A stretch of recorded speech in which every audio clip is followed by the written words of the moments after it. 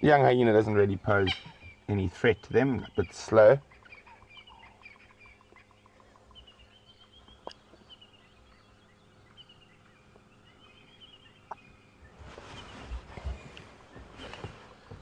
So, a wonderful way to start this wet day, although the sun has just sort of disappeared behind some cloud.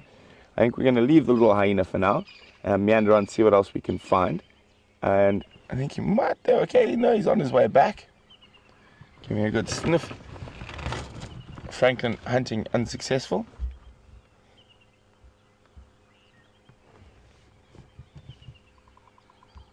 So left foot hunting will continue.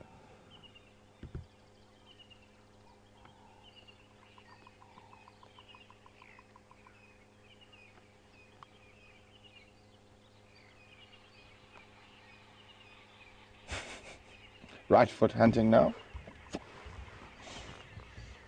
Got to make sure hunts each foot equally.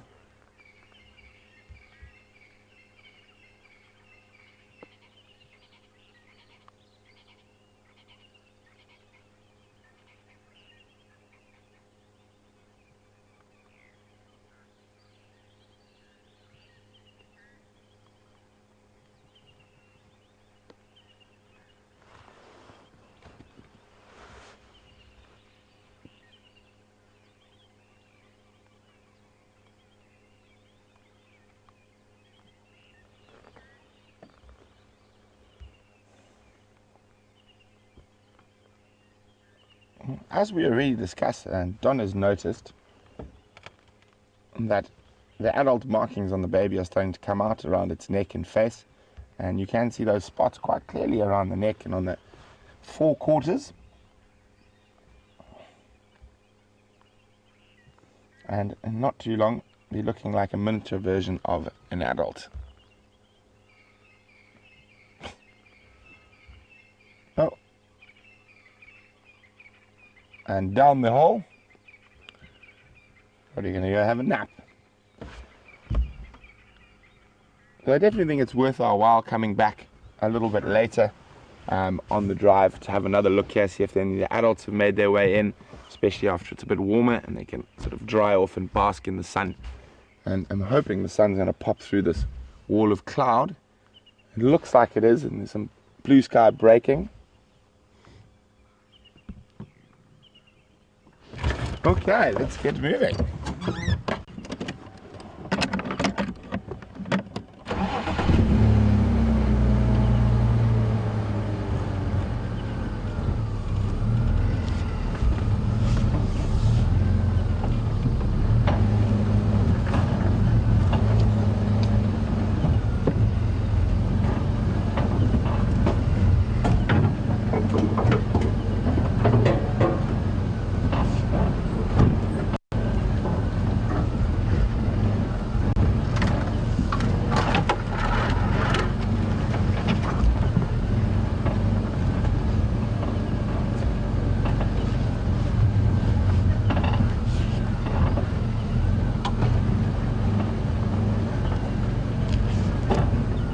Okay, and as you can see, the sun's popped behind a bit of a cloud bank, so I think we're going to go have a look further to the south. Or actually, let's go a little bit further to the west first, then we'll head east.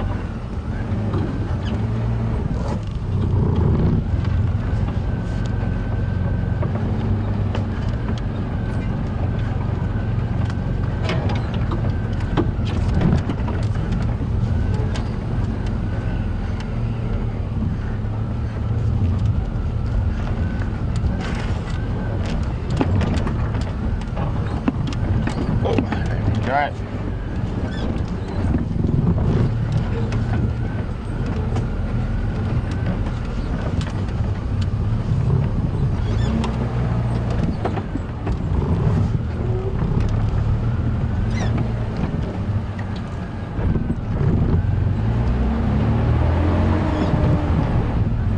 Okay, I'm just going to be on the radio quickly. It's just an update that we're going to go try and follow up on. Apparently there's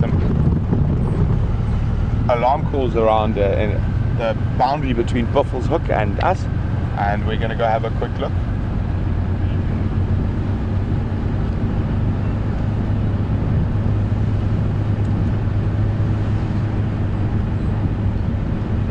Sorry, what was that update around Tumbuti Dam?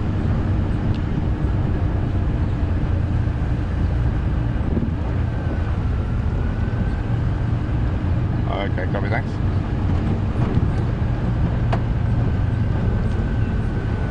So it seems like there's some vultures in the trees around the boundary, so we'll do a swing past there, see if there's anything worth keeping our attention.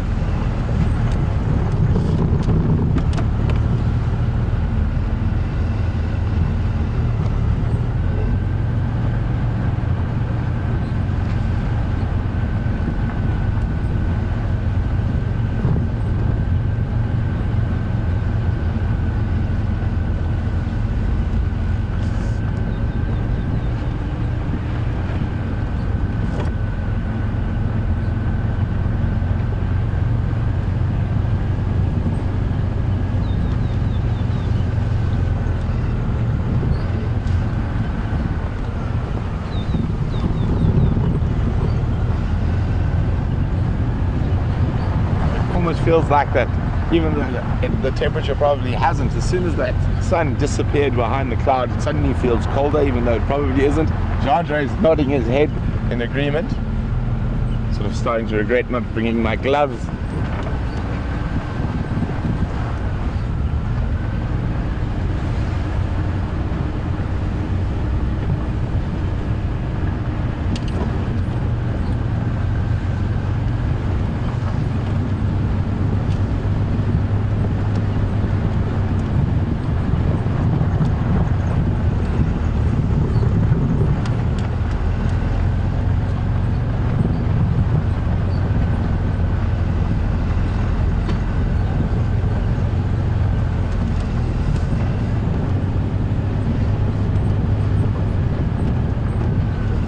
So we're about to approach the northern boundary now, and we're going to head east.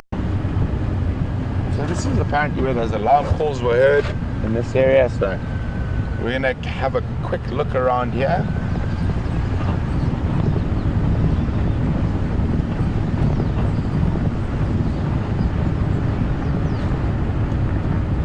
And this is also the spot where we watched the Nkahuma Pride cross north a few days ago. Hopefully they've decided to come south.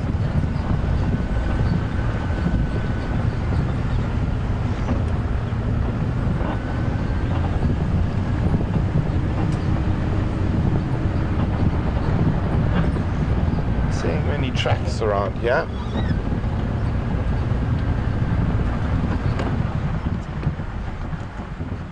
Don't run, don't run. A little male duiker. Ooh, nice and still for once. So a little male bush duiker or grey duiker, also known as the Grimm's bush duiker as well.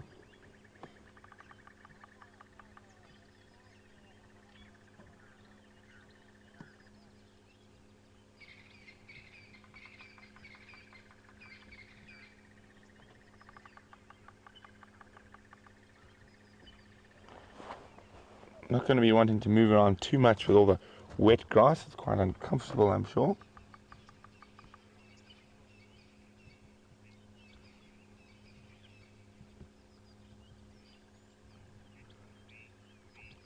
And off into the thickets. Oh, that lovely view of a male bush duiker. Quite often we see them as grey blurs of speed as they disappear. Obviously not wanting to get too wet this morning. But we're going to continue on down the northern boundary, and maybe the Buffalo's Hook waterhole's got something in store for us.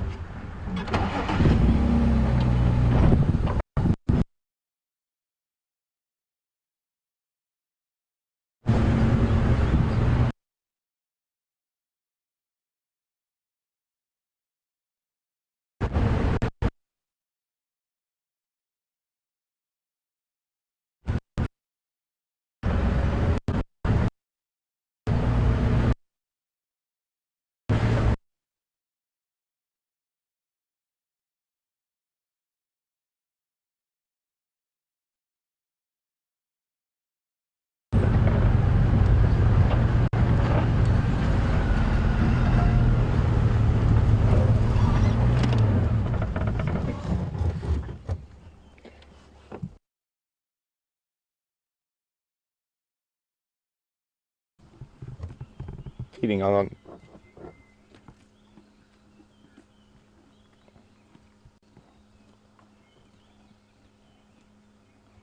They'll be quite happy after that bit of rain. Although with that cold snap, zebras can be quite prone to expiring. So if we do find any dead zebras, it will probably be from that cold and rain. As much as I say as it gives life, sometimes it takes. But it's quite a strong possibility now with that rain that the zebras are going to move further to the north and further to the east.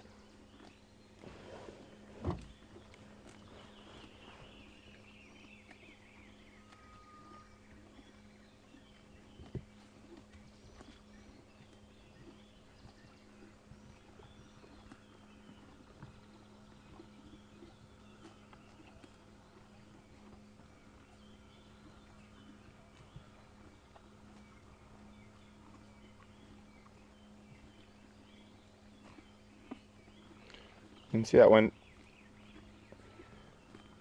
So definitely the grass is going to start growing now, and as I said, I think the zebras are going to have a little local migration. It's not to say they won't come back, but with this amount of groundwater around, a lot of the small pans and that one will be full, so they'll be able to not be so reliant on the permanent water holes.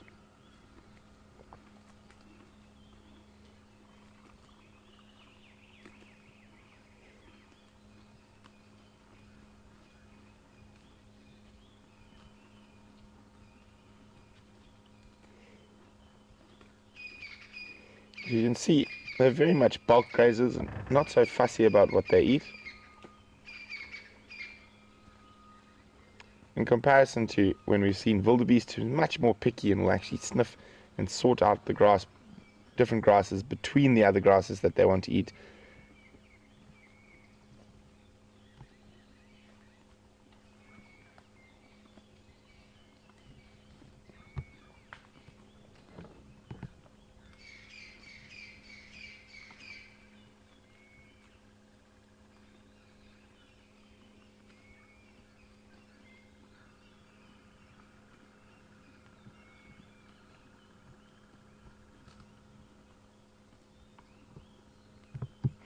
And we're going to leave the zebras as they move off into Buffelshoek.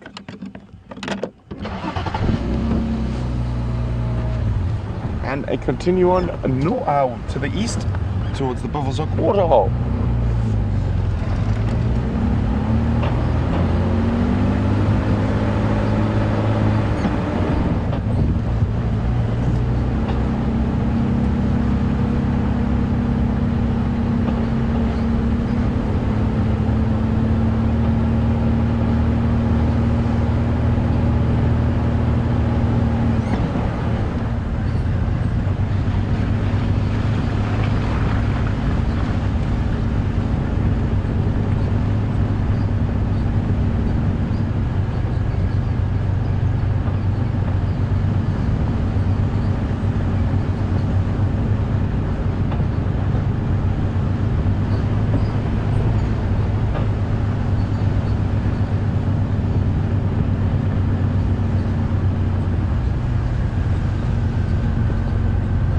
Where they heard that lion audio, it was apparently down there towards the southeast.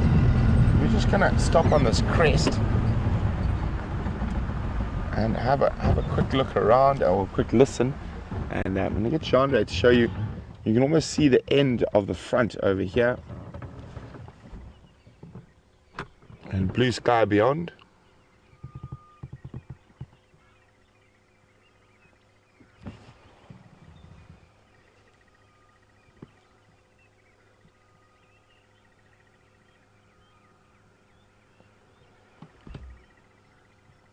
And then the last of the rain that seems to be heading our way is almost in front of us, but still quite a long way away, so I'm not too worried that it's going to disturb our drive. But always good to keep an eye on it nonetheless.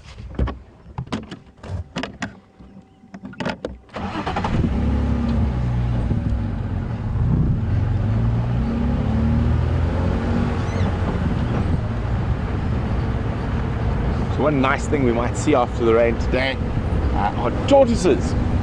They are very water dependent, so they generally don't move around at all during the dry season. It's quite rare to see them. But now with a bit of rain like this, we might be lucky enough to find tortoises on the move.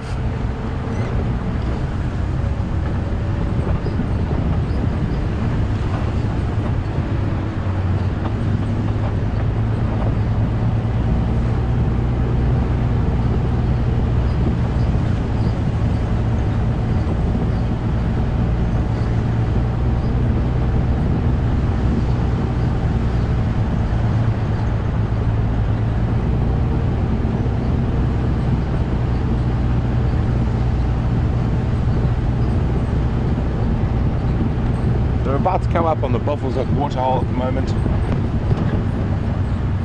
and the reason we're going there is not to see if animals are drinking there, because there's a lot of water around. It is a spot where I might be able to see some nice tracks, being a little bit more clayey around there, so at least give us an idea if there are any cats in the vicinity.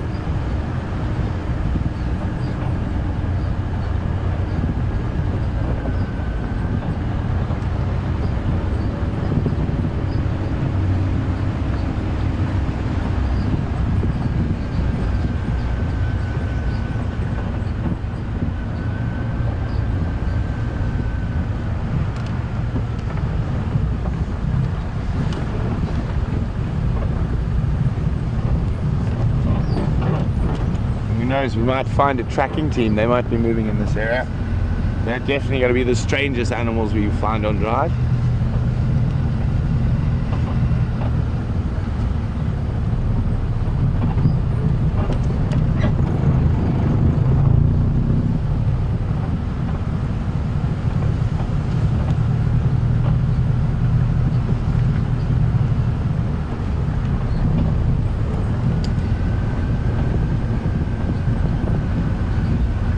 So, a lot of you have been watching for a while will know the answer to this, but for the new viewers out there,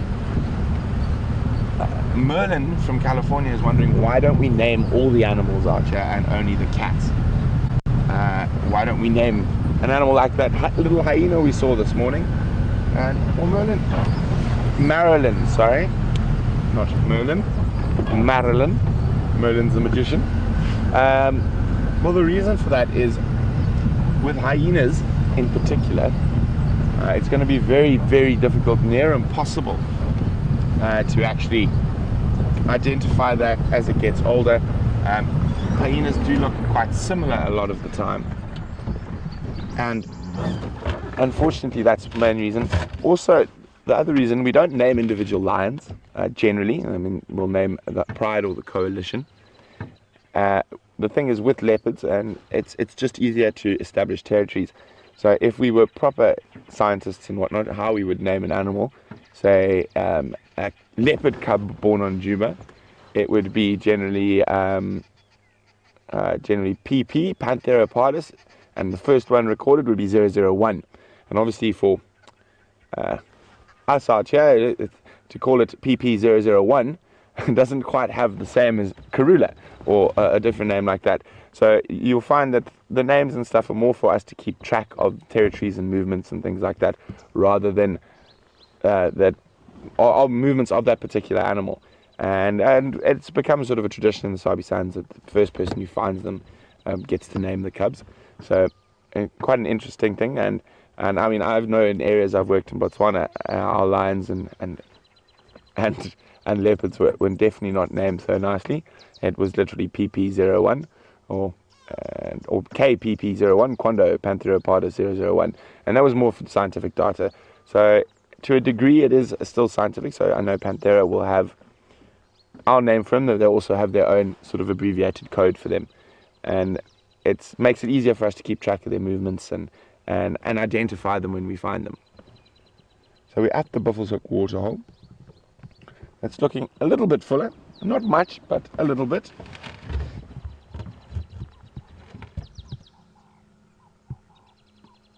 Some nice reflections there of the knobthorn.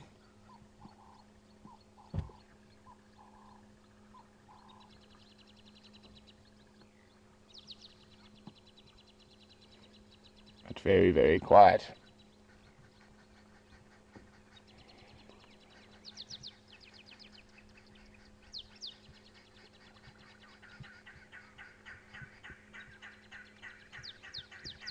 And there's that nice big balanites on the edge there. And balanites, or a green thorn, or a torchwood. And we've got a noisy bunch of babblers behind us. Top of the tree over there. Looks like they're trying to dry out. And very aptly named birds. Arrow marked babblers. There they go. And to babble elsewhere.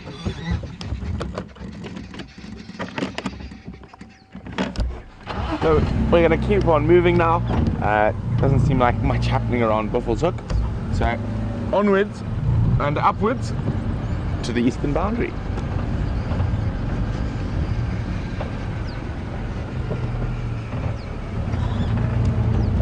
So I apologize, we're going to go through this dip here, and sometimes we do have a bit of signal breakup, but I'll try to be through it as quickly as possible.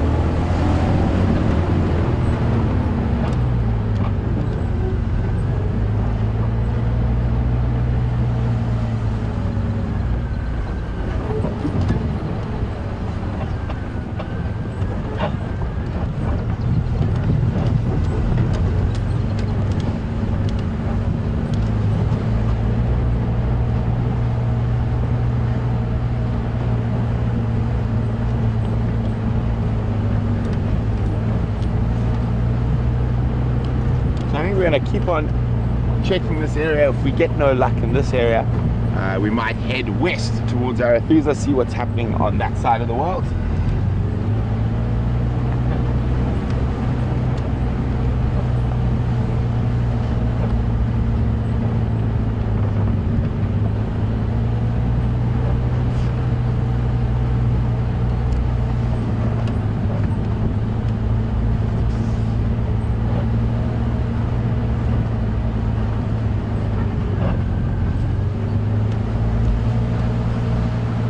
So as we meander around the bush looking for something to look at, Chris from Missouri says they heard an incredible amount of elephant vocalizations around 2 o'clock this morning, and Morning Glory says she really could go for some elephant this morning. Well, unfortunately we will definitely try, but it is also one of those animals like the zebra that might move off after the rain, as they're not so cemented to those permanent water sources. But we will definitely try. So far I have not seen one fresh elephant track, but I will keep my eyes open.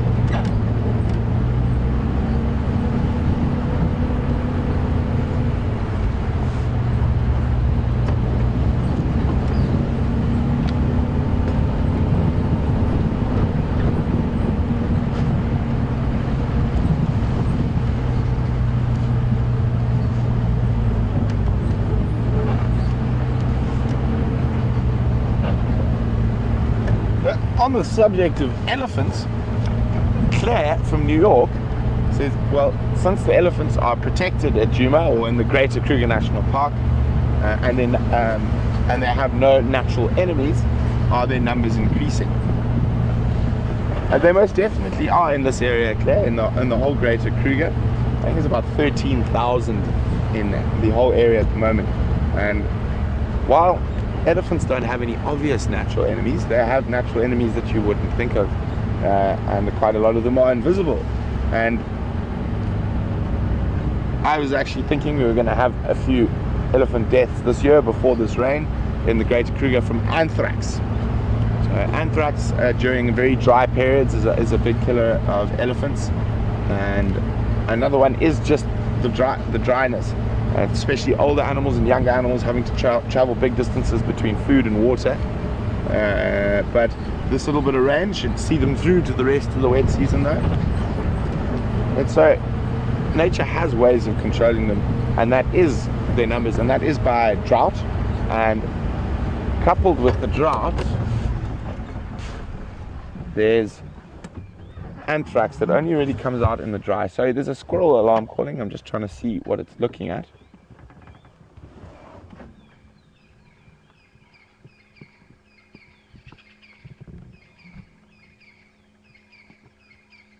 So it's in that big tree there.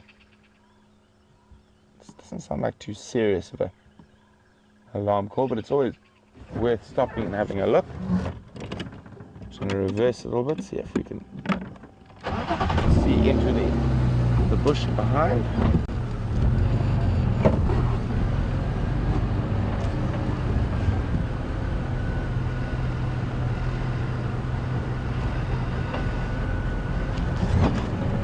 What I'm really hoping to see is like that little white spot on the back of a leopard's tail.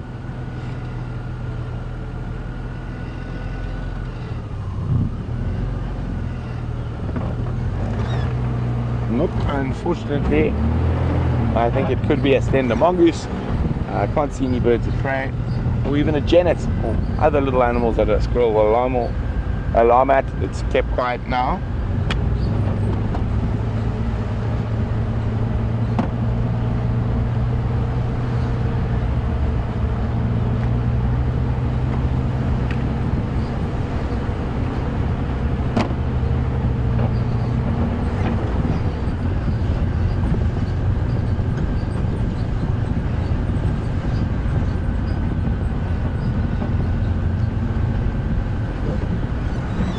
So isn't that this is incredible now? You can see with the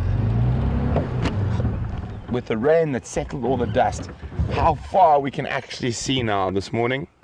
I mean, if we look there and all around here, you can see incredible distances, and we've actually got, you can really clearly see the Drakensberg this morning.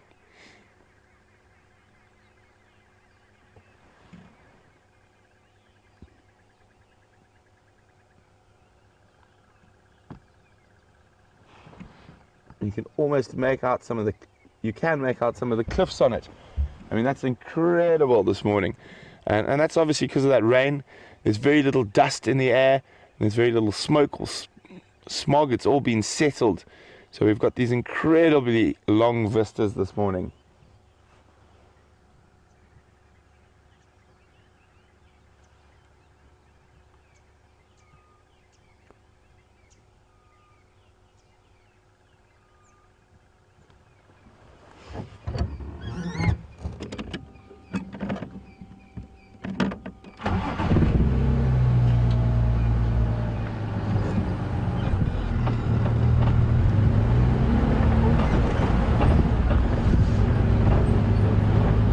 Approaching the eastern boundary now, and it has been a really big thoroughfare for lion and leopard, and I'm secretly hoping that those Birmingham boys, well, not so secretly, but I'm hoping they've come back to the west, and if they have come back to the west, this is where they're going to come in from.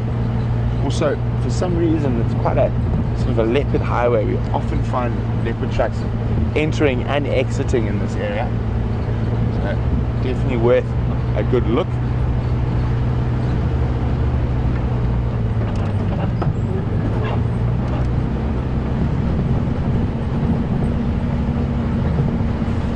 Hoping the sun would have popped out by now to warm us up, but unfortunately not yet. It is fighting the good fight with the clouds.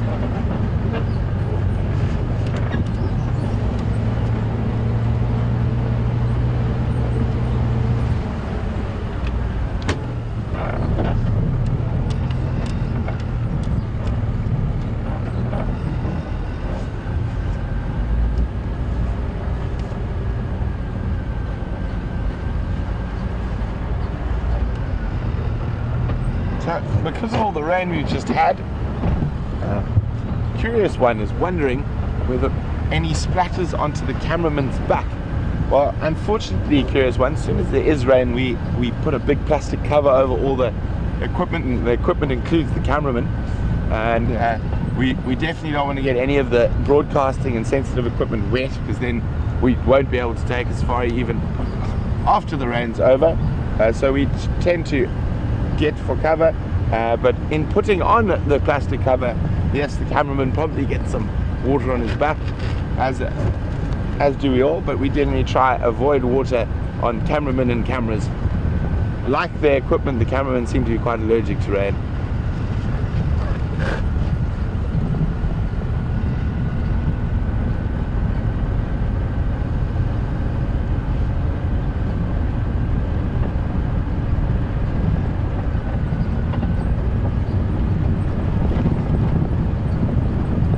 Get a hold of James and Scott and see where they are working at the moment.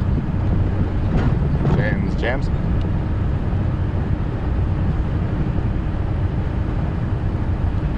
Where are you checking now?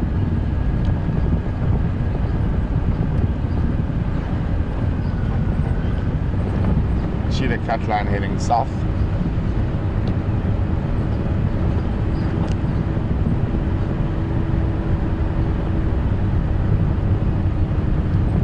Not to my knowledge. I think closest was me out down in Hippo Pools.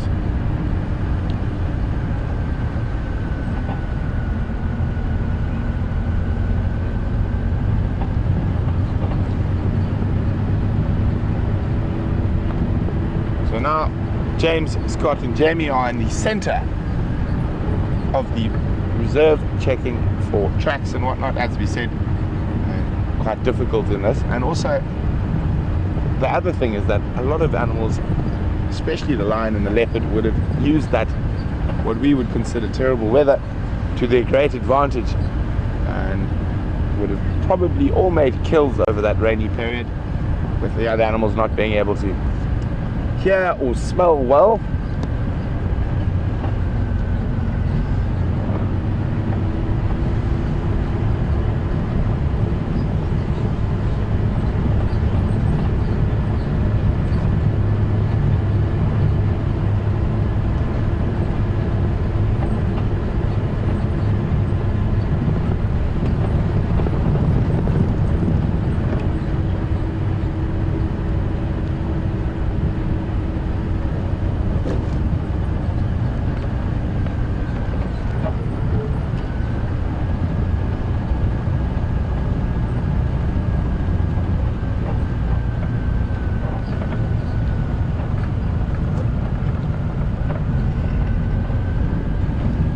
We've had a fair bit of rain over the last day or two, and obviously we've been keeping an eye on those catfish in those muddy wallows that were left. And Kathy in New Durham would like to know, are they going to return to the waterholes they left from, or they're going to stay where they've moved to? Well, Kathy, I think for the moment I don't think there's enough water really to get them to start moving out of the waterholes they're in at the moment. As I said, it was only 30 or so millimeters, and though that makes a big difference to the plants and whatnot, that isn't the hugest amount of rain that's going to fill up the waterholes enough for catfish to move. So I think for the moment they're going to stay put exactly where they are.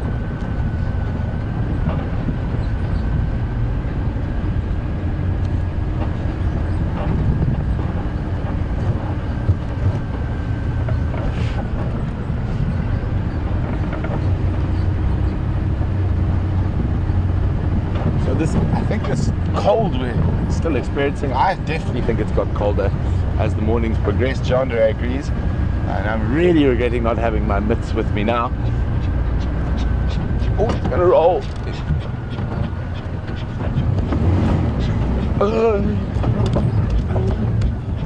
Why are you doing it right above us? There's a lilac-breasted roller doing its rolling dance, but he's just keeping us out of shot. Wait, I'm trying to get into the spot. Nice. Oh, let's try and move. Where's he gone again now? Oh, coming roller. Oh, he's coming back over our heads. No, he's being a very, very difficult roller. So, what we were trying to show you there, I'm trying to see. Oh, he's coming back, and he's right outside, alongside us. But now he's just flying.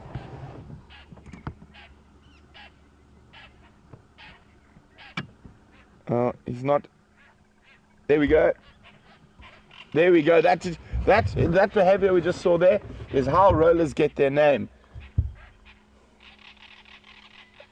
And he's trying to impress the ladies, so let's go have a look. There seems to be quite a few of them over there.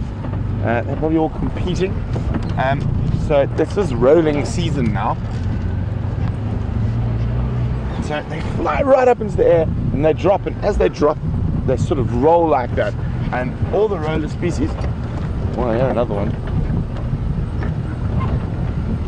So I'm going to try to see. There's two over there, a couple, and then I think there's a competing male over behind us. And I think, unfortunately, we just couldn't get into the right spot to get that display.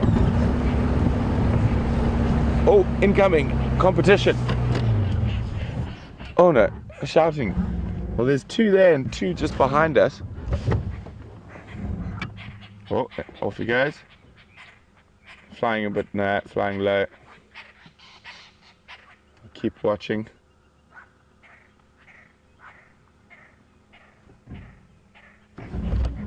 And we've got two behind us.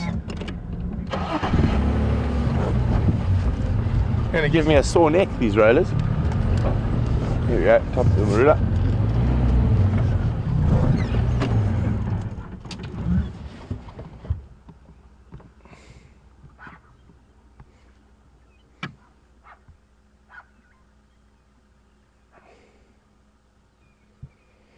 For a beautiful bird, they have not the nicest voices.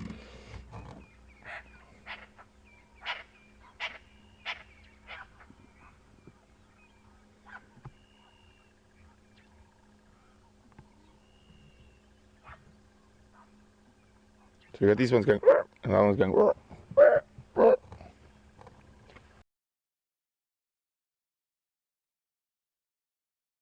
Into other rollers over there and having a huge fight. We can just hear it from where we are.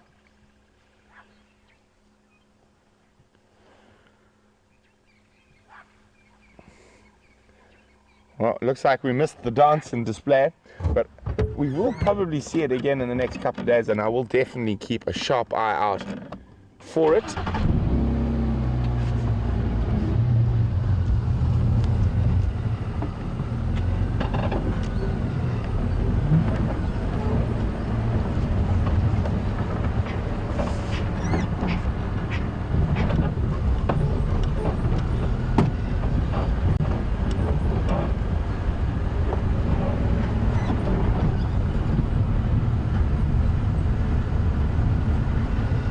So that was nice and fun, even though, no, don't dare do it.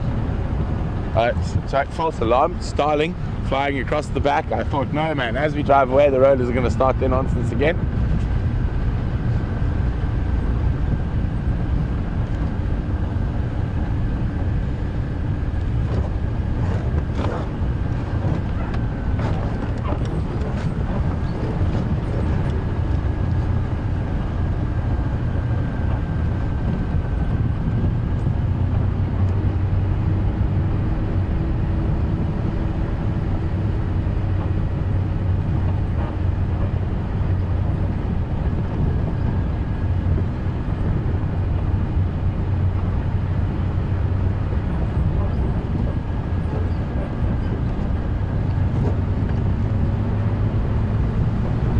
So it doesn't look like much is happening on the Djuma side this morning, and hopefully it will definitely heat up during the evening.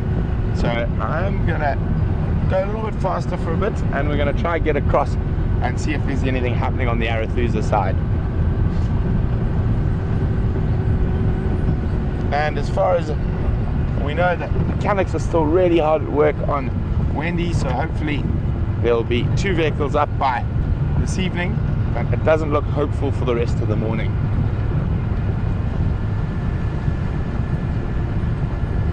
Just a reminder, if any of you guys are new, we're on a live African safari, and you are seeing everything at about the same time I am. Unfortunately, this morning it is sort of birds and wet grass, but we will try to find you something a bit bigger. We also are interactive, so you can ask us questions about this vast and wonderful wilderness that we call home, and you can do that by emailing us on questions@wildearth.tv, or you can use the hashtag Safari Live on Twitter.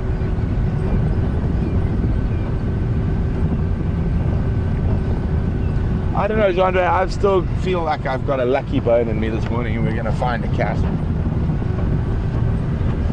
Jean-Andre doesn't look so convinced. Oh, no, now he's nodding.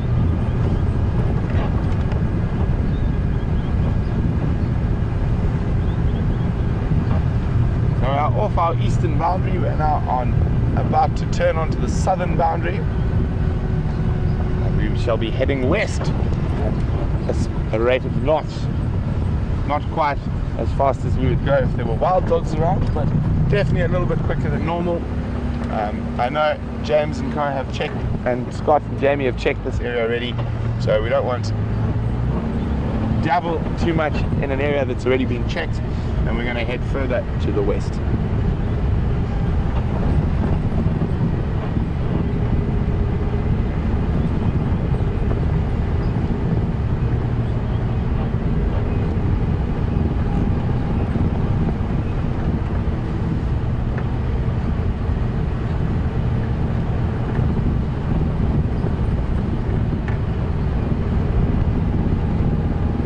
Maybe we'll run away from the cloud and pop out in the sun in the west because blue skies in front of us, but we are being stalked by grey skies behind us.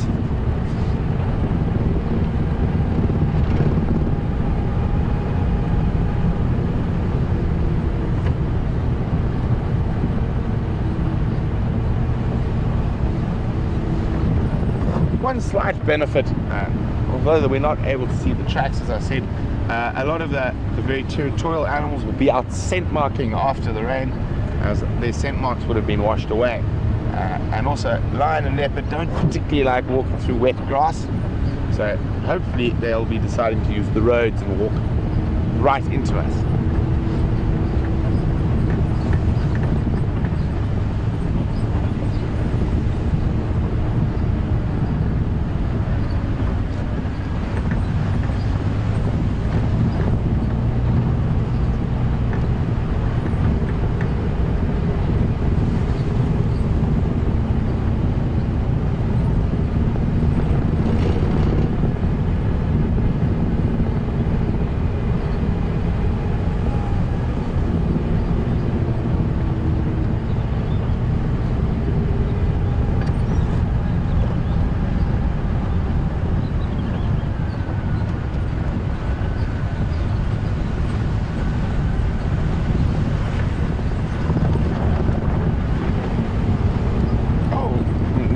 Hopping across the road.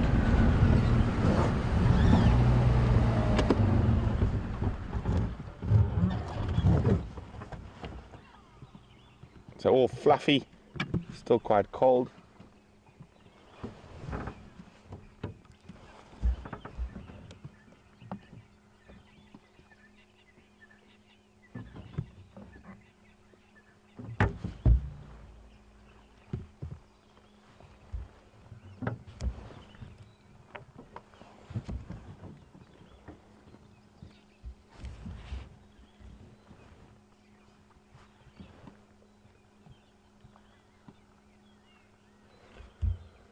Guys, just bear with me for a second. I'm having an issue with my earpiece.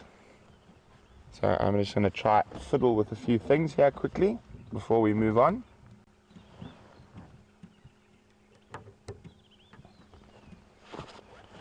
Okay, let's give it a try now.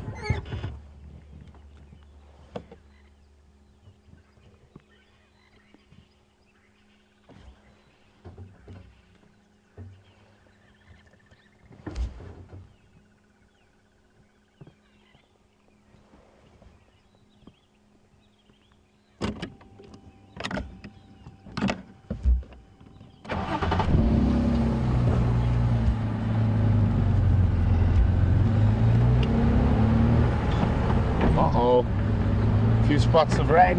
We're going to try outrun it.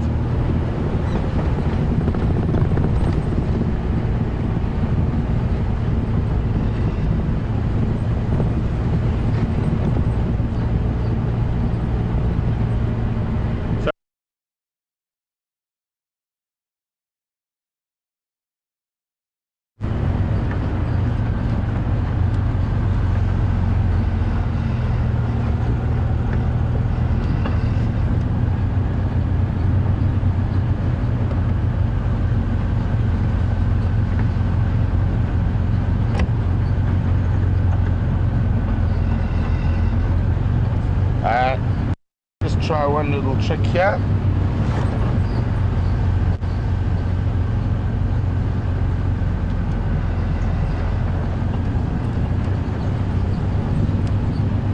There we go. I've got it.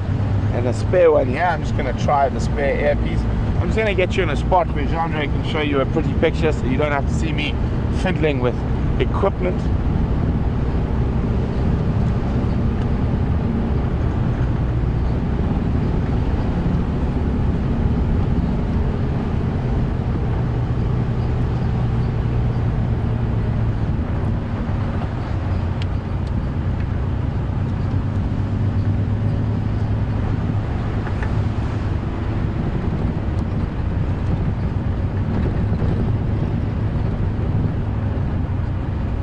I'm back. That wasn't too much stress. Thankfully had a spare in the vehicle with us.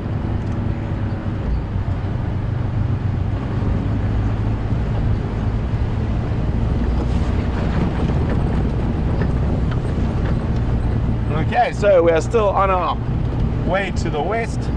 I'm going to go see what happens in Arethusa.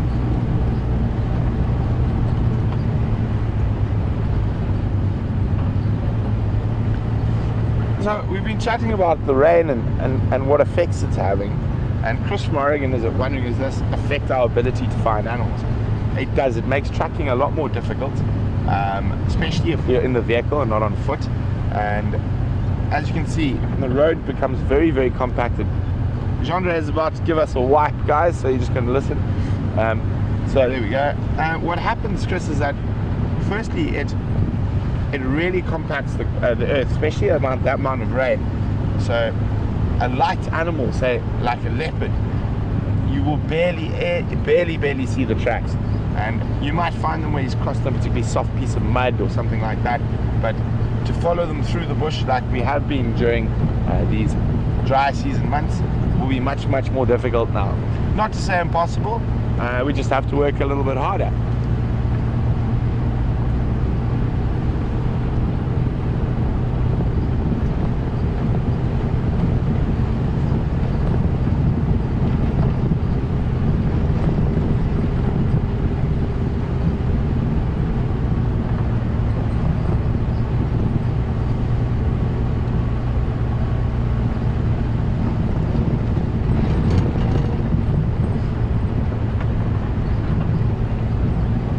Still on the subject of rain, Andrew from Portland, who's a huge viewer, watches every night. Well, welcome Andrew again to the sunrise safari.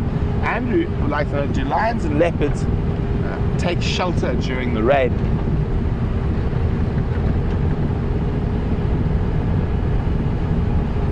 What is that there now? Do they take shelter during the rain? Well, it depends. If they're nice and full, they will sort of curl up and avoid the rain. But if they're hungry, they will take that rain and wind and utilize it to their advantage, and they will actively hunt then.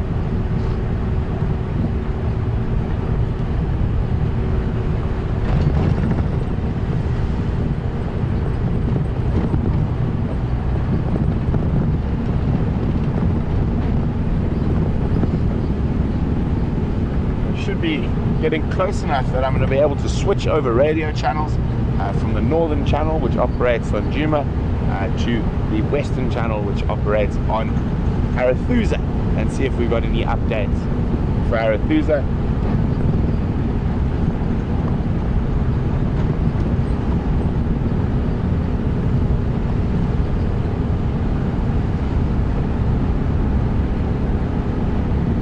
Mobile stations, Brent from WildEarth. Is there an update for Safari and Owl, please?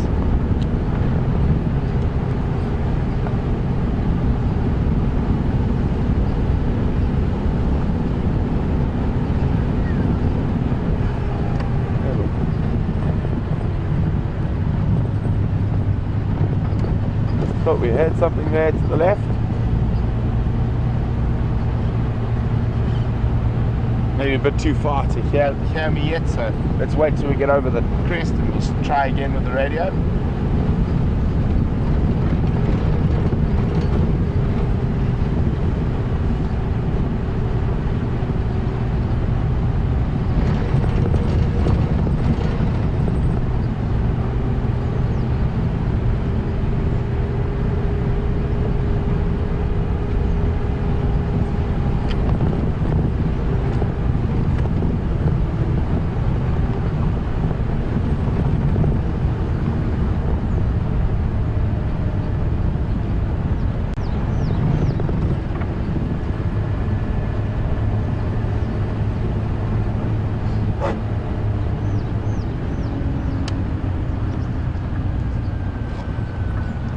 So as we head across to Arethusa, Dave from Washington DC says that James mentioned last night that he was going to get someone to check on the vulture's nest to see if they had a chick.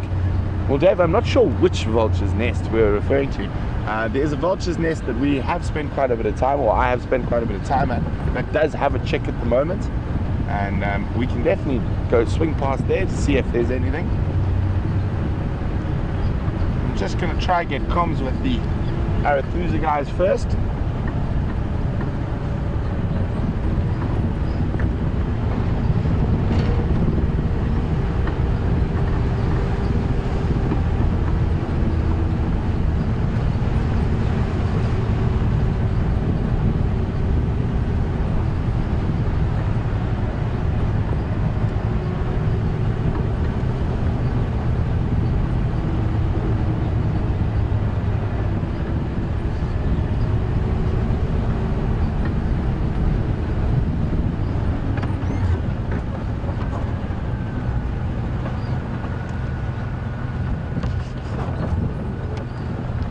Morning mobile stations, Brent from WildEarth. Can I have an update for Safari and Dow, please?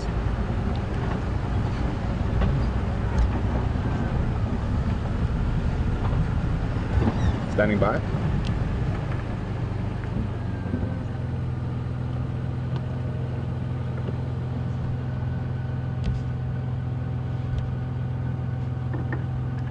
Copy, thanks very much.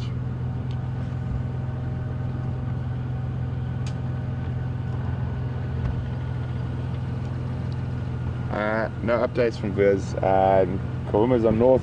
As far as I know, the Birmingham's are east, Torchwood and Coral side somewhere, and nothing so far for Wheelteller this morning.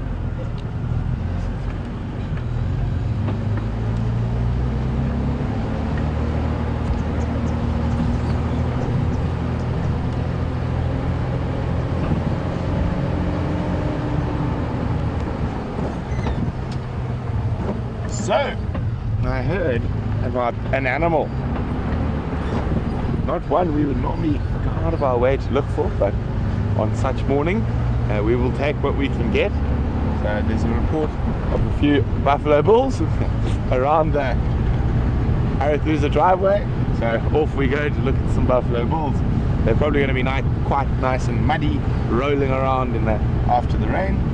So hopefully we can find a young Madiba stalking them while we wait with the buffalo bulls.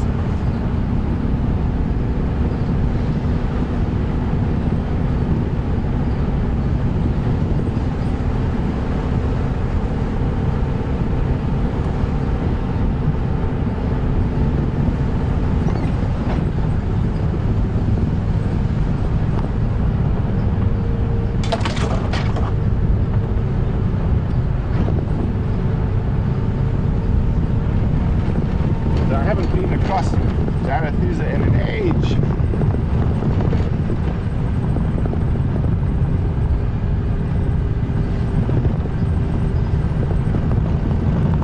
So as we are coming through the change of season, and we've had a few species like the Wahlberg's eagles are back. Georgian from Illinois is wondering when the Woodlands kingfishers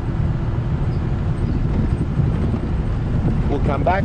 Well, I'm guessing quite soon, probably between the 10th and the 20th of September, we might start hearing our first ones. And that'll be wonderful.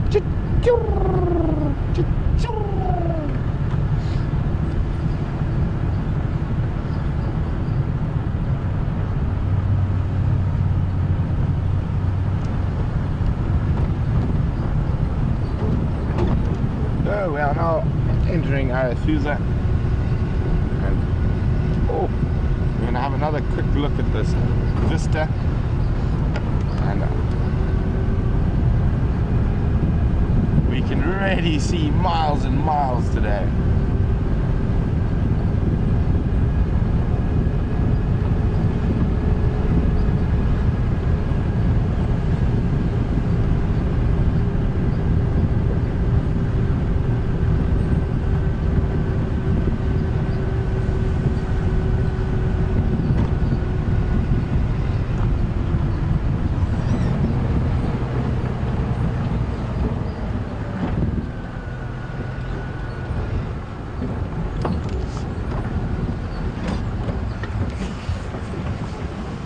Morning, morning, morning, morning. How are you guys doing? Not too bad. Bit cold. I thought summer was here. I'm not used to this thing. I forgot my gloves this morning. Oh, anything for your side? No. We've got some Asian, one on the kill and Anderson on the kill and Shirley's. But nothing on Gala. Oh. We're looking steam. Yeah, last I heard they were Birmingham's were around in Coral yesterday, but no one's found any tracks or anything this morning. No. Also the breakaways and the Majingas are far west. Apparently the two Matimbas chased Majingis on Londos. Really? Yeah, but I haven't had confirmation yet, so I'll wait to find out. Guys are quiet in the group. Yeah. Cheers guys, enjoy your drive. Sorry about that guys, morning meeting with one of the guides from Elephant Plains and letting us know, for those of you who heard, so there's Salaheshe, which is a female leopard I haven't seen, who's got a cub. She's got a kill out of our Travis area, and the Anderson male's also got a kill out of our Travis area. So that sort of leaves Shadow and Madiba, so hopefully they just decide to walk onto the road in front of us.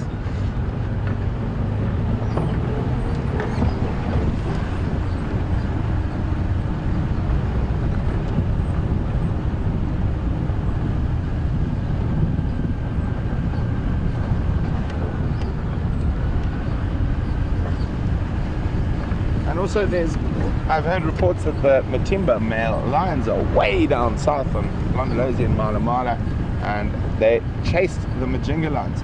So I'm not sure how many Majinga lions were there, but I know some people are starting to think that the Matimbas are extending their territory into that area. I wouldn't say so. I would say they're avoiding the Birminghams, and the Birminghams have pretty much taken the Matimba male lions territory, and it'll be very interesting to see that maybe if they chased one or two Majinga lions, it'll be a very different story if all four came together. As I said, I think the Matimbas are between a rock and a hard place at the moment, because if they go any further south from where they are at the moment, there's another big coalition of young males down there. So it'll be very interesting to see whether they head east into the Kruger or they try head west further into Majingaland territory.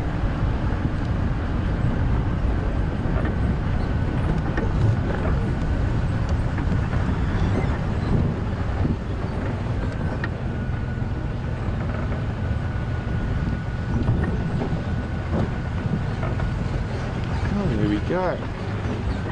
We have some buffalo bulls.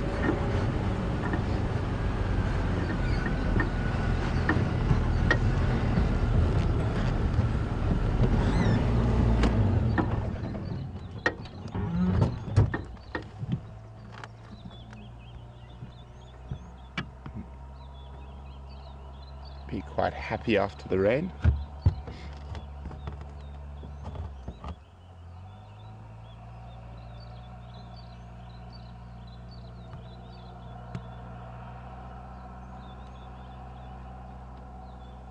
A retired gentleman broken away from the breeding herds now that they can't compete for mating rights with the females, and so they spend their times around water holes and drainage lines where they don't have to move too far between feeding and water.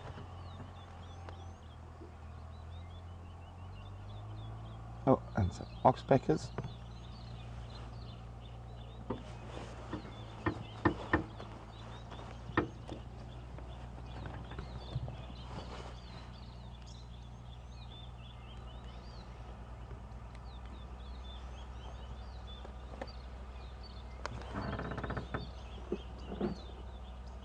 Red-billed oxpecker. We do occasionally see yellow-billed oxpecker. They're a lot more rare in this area. Always an itchy ear, and you often see buffalo bulls do that. They'll hook their horn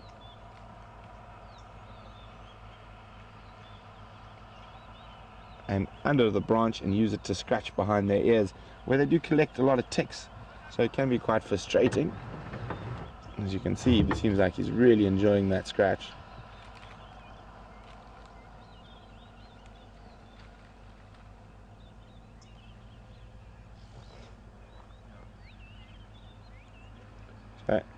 sure, just trying to get rid of all those ticks behind his ears and behind his horns. And obviously he doesn't have fingers like us, and not able to pick or scratch at it, so he's got to make another plan.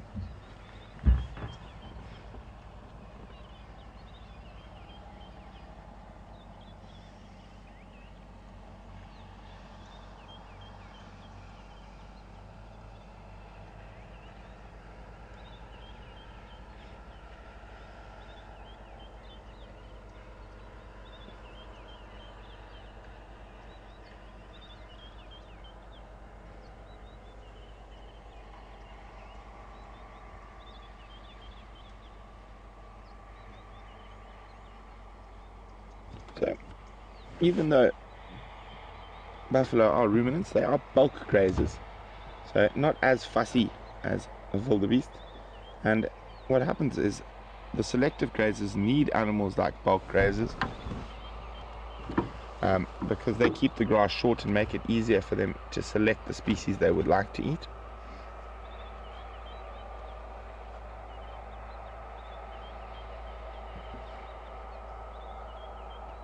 And obviously not so apparent in a small group of buffalo bulls like this, but when you've got 800 to 1,000 buffalo marching through an area and grazing that grass really short, it's very good for your other grazers that come after and will be able to selectively feed.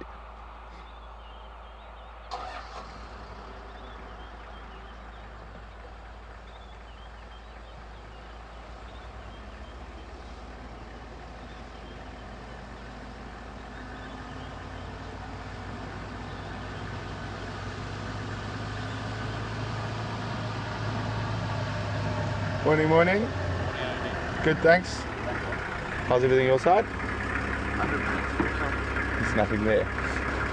No, lions are all in the north and we've got no leopard on property at the moment. Cheers. Enjoy it.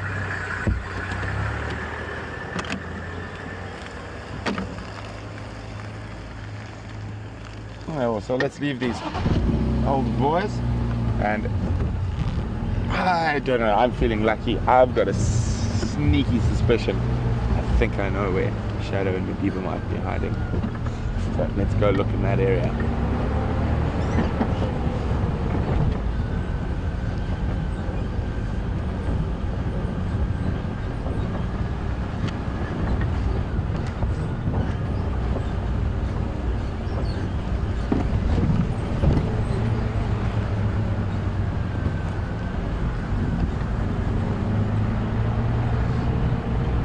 Guys, I'm going to have to apologize in advance as we are crossing the Arathusa airstrip. They are busy upgrading it at the moment to be able to, so those of you who want to come on safari will be able to fly straight into Nelspruit and then straight into Arathusa on a nice big tar runway. So we are going to try move away from a construction site as fast as possible.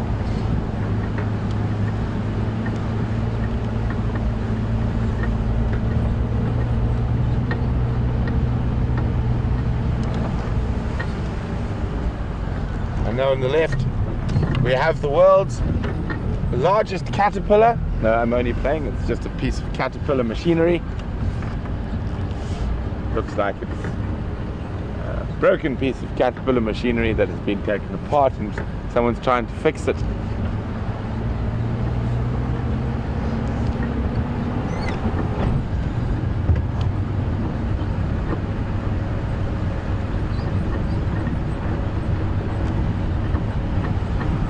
It's a dissected caterpillar.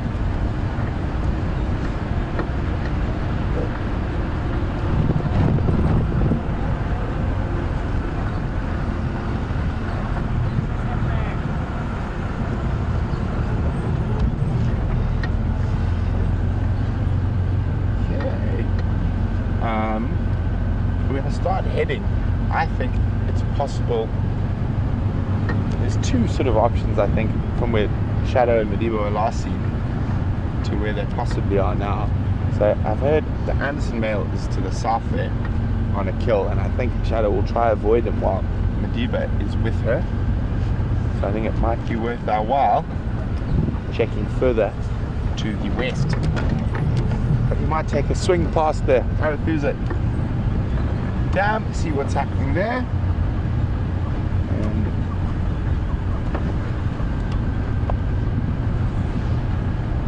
See if the hippos, I think the hippos will be quite chilly. It is very chilly this morning, and it's taking a while to warm up.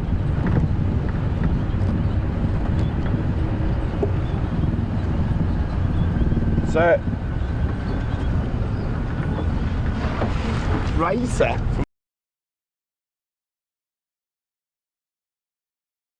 from Cam, and just wondering if it's possible that the square-tailed drongo occurs here. And if we have a look, so we see the fork-tailed drongo regularly, that's this one here, and the square-tailed drongo is here. It is possible, Raisa, but it is quite unlikely. So they do occur quite close to here. I have seen them in the Sabi Sands, but unfortunately they prefer sort of forests and riparian woodlands, so very big mature river woodlands and forests, and generally a much wetter area than we are. Not to say it isn't possible, but it is slightly more improbable. And if you have a look, you see how their distribution here vies away from the area we are, slightly up towards the edge of the mountains, the Drakensberg, where there's a lot more water and a lot more sort of big trees and forests.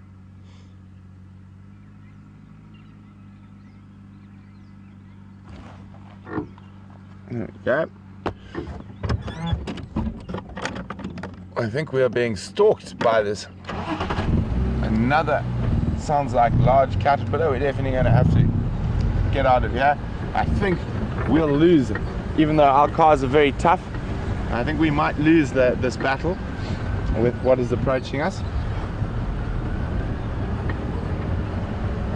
Actually, I don't think, I know we'll lose that battle.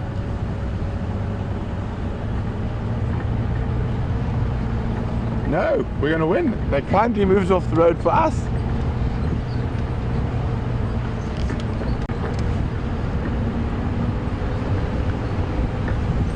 It's here carrying a water pipe to make sure the new airstrip doesn't flood. Come on, farm!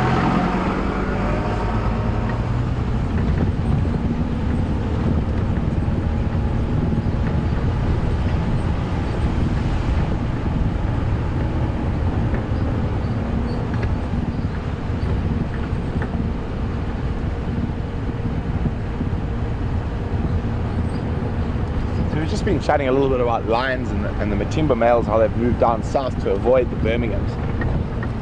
And Janet from Massachusetts would like to know, would they take new lions into their coalition at this stage of their life?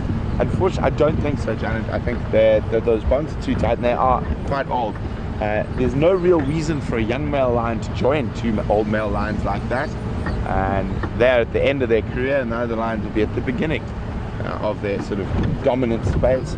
So there's no reason for a young male lion.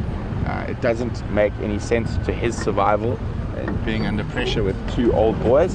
So unfortunately I don't think they were going to take any more lions into their coalition.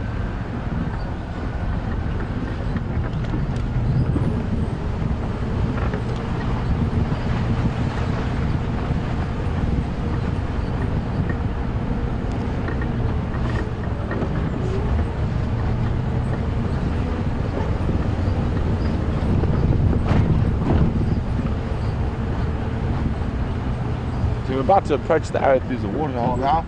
I'm sneaking onto the dam wall. About halfway there. We have two very different birds on top of dead trees. Sneak up to this one first.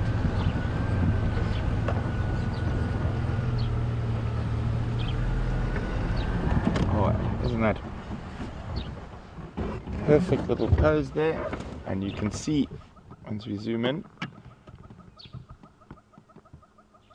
and you see as the head turns, very distinct little crest sticking out the back, and a small aquila eagle or true eagle. And so that little crest out the back is one of the diagnostic identifying features. And I wonder who can tell me what bird this is. And there are recent arrivals from their travels during our winter season, and they are going to nest here while they're here as well. But a lovely bird of prey. And so who can guess or tell me what bird that is, and you can send your answers through to questions@wildearth.tv, or you can use the hashtag Safari Live on Twitter. And now if we swing to the left, please, Jean-Andre. Very different bird.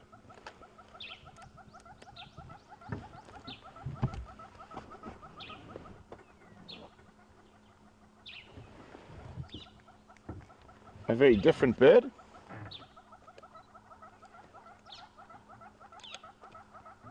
Turns his head there now. We'll see a very distinct beak shape and a very noisy bird.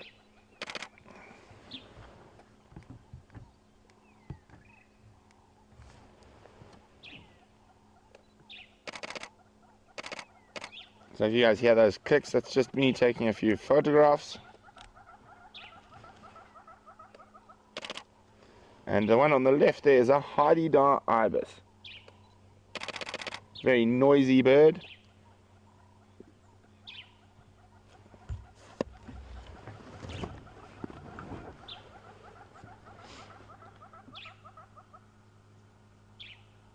Okay, and we're going to pop onto the dam now, see what else is around.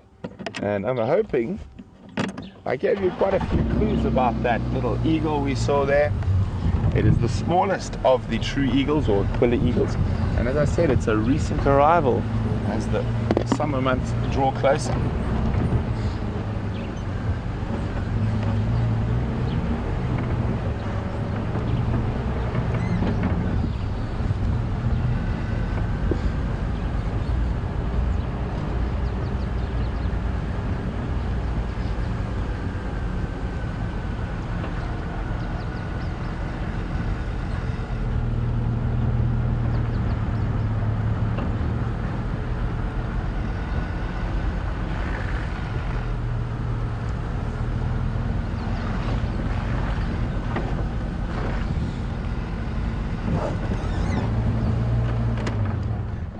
We're up on the top of the Arethusa Dam wall, and there are some hippopotami over there.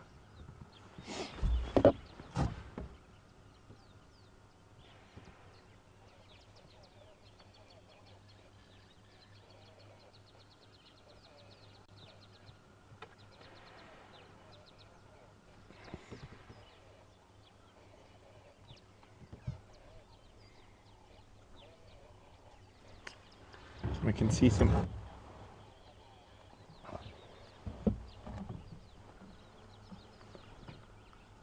red-breasted swallows and lesser striped swallows. There we go. You can just see them flashing through the screen every now and then. The hippos will be hoping that a bit of grass grows so they don't have to move so far to feed.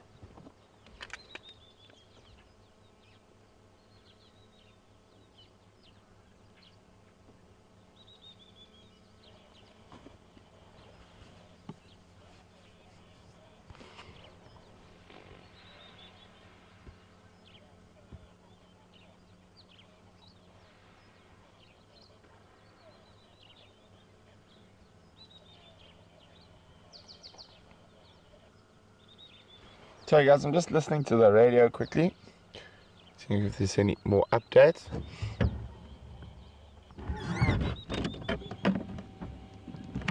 Okay, doesn't look like it, and the hippos are just going to wallow there. I'm hoping. I think the last time I heard of Shadow and Madiba being seen was behind us there. I'm hoping they've moved further west.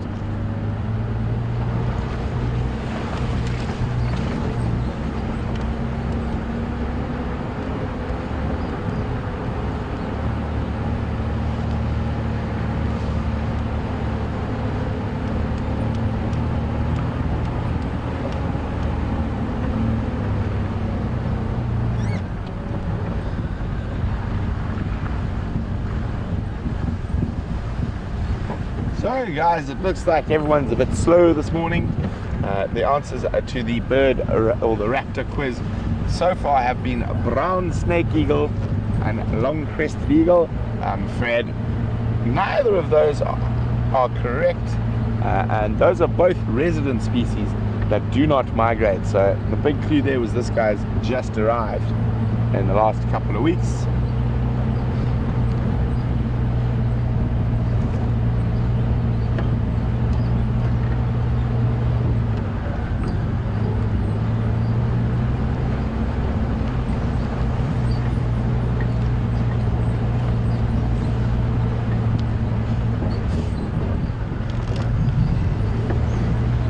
There we go, bit of sunshine finally. Looks like we outran the clouds.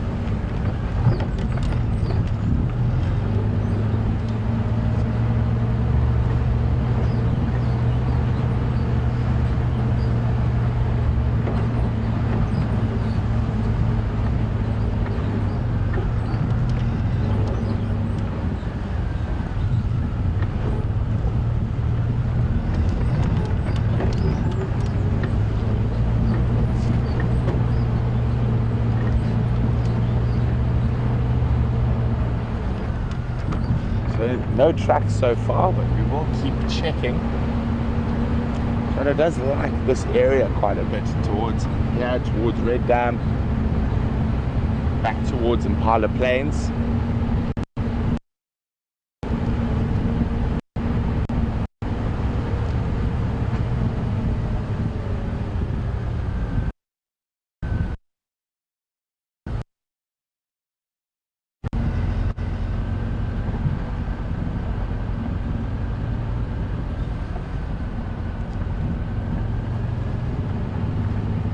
So well done. On the first on Twitter was Simon, and the first on email was Mike. Well done, guys. You got that bird answer correct. It was, what was that little raptor? It was a Wahlberg's eagle. And lots of other people did get it right as well, but those were the first two. Oh, and in the road we have a giraffe.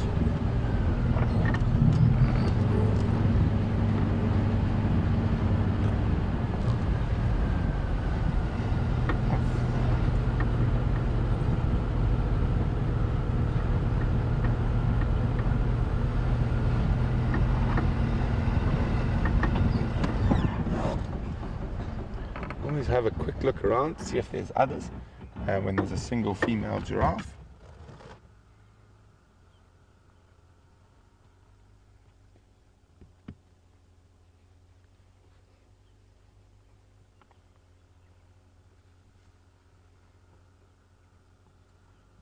What you looking at?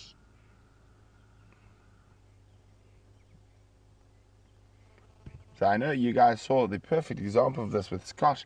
Sometimes when a giraffe starts staring intently into the grass, there's a possible leopard or lion or cheetah there. But quite often when they stare like that, they're staring at another giraffe. So move forward a little bit so you can see her face.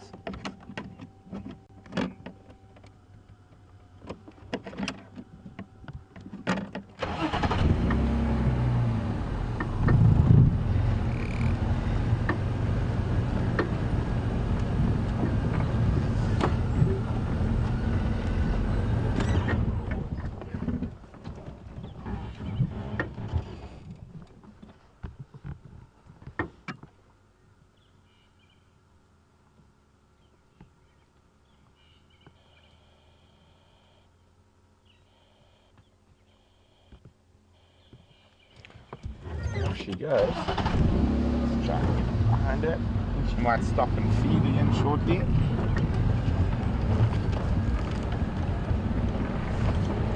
Such lovely morning light. Hello, Geraldine.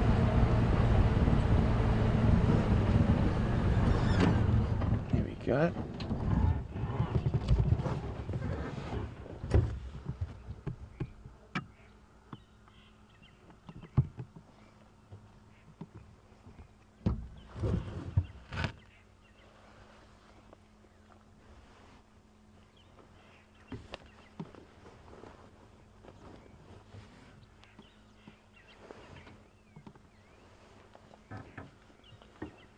She does seem to be interested in something off to the east there. She was looking there when we arrived. So keep an eye on it.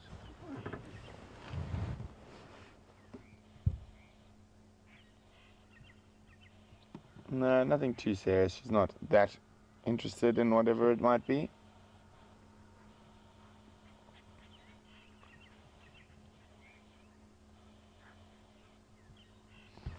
So unfortunately, we're not going to go follow her off the road here after this type of rain. We'll probably want the sun to just dry out the ground a little bit before we decide to go off-roading too much. You can just see her head through that bush there.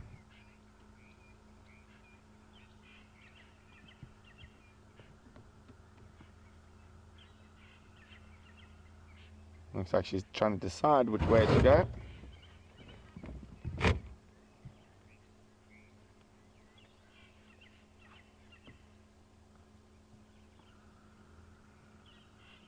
And giraffes have a very, very good eyesight.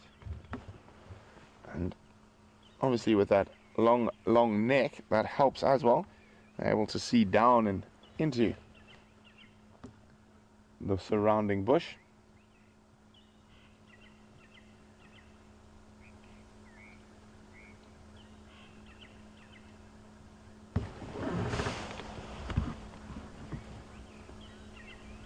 Looking back to the east again.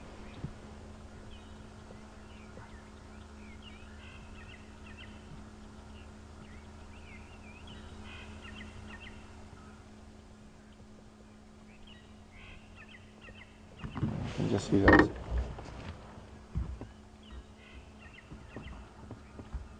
And she moves off with fork-tailed drongos in tow. Yep, there that one goes. Well, let her enjoy a nice fresh morning.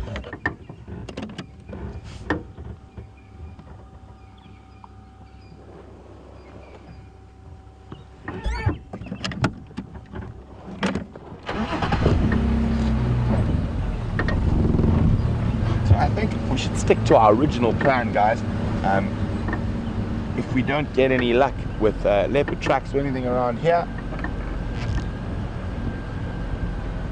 we're going to go back to the hyena den, see if any of the hyenas have moved now that the sun's up a bit and it's a bit warmer. Might be quite a bit of activity there.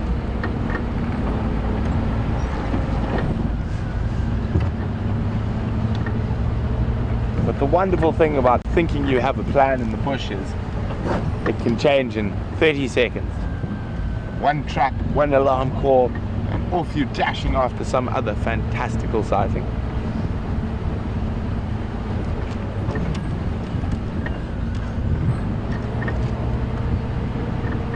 I would actually say, just looking at the roads and the water holes here, I would say Arethusa actually had more rain than we did just across at Djuma, and that happens quite often. I mean, you can see these pans are really full, and these pans haven't a nice sort of area of a runoff or anything, so that's just from the rain around this little area. So I think this side seems to have had a bit more water, a bit more rain than the Djuma side.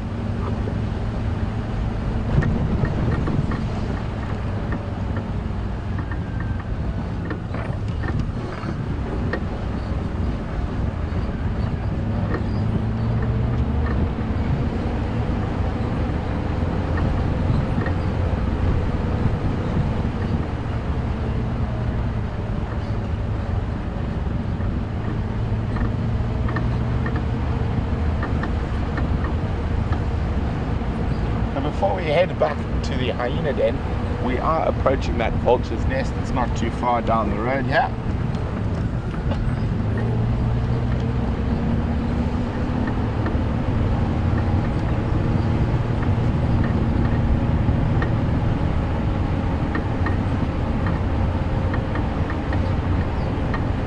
And this sky is becoming a really, really blue, and almost very clean blue.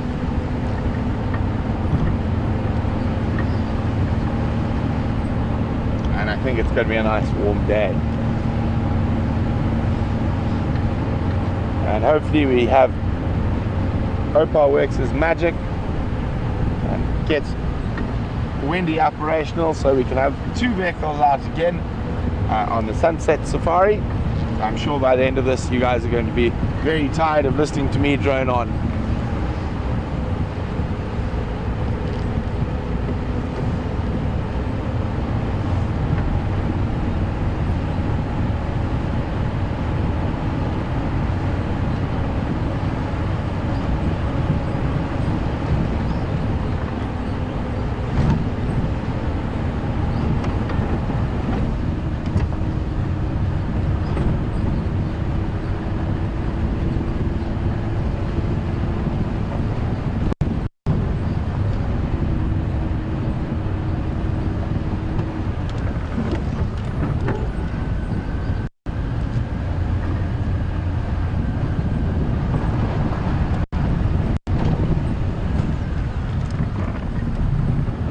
So that vulture's nest is just up ahead here.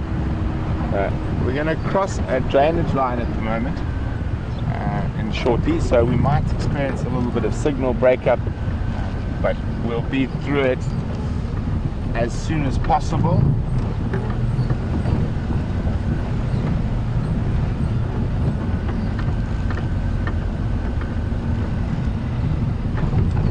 Unfortunately, this area where the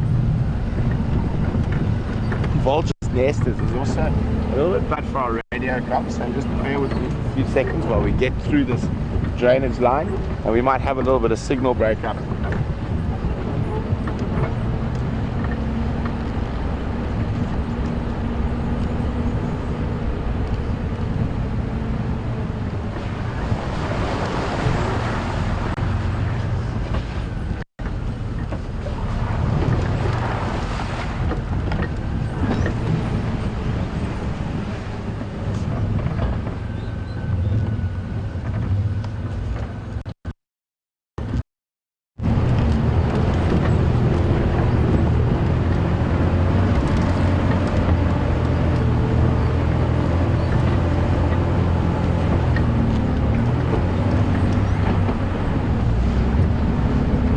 Okay, we're through the drainage line.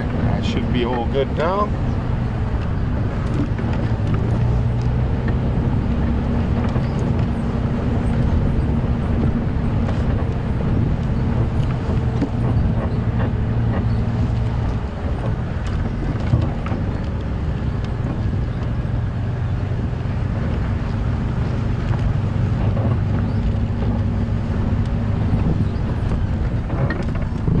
So we've arrived at the vulture's nest, and it's a very bedraggled, cold looking adult vulture there. And we will move now. Just want to have a quick look. We'll move to the other side where we can actually get a better view of the nest. And isn't that fascinating? There's red-billed buffalo weavers who are making a nest below the vulture's nest.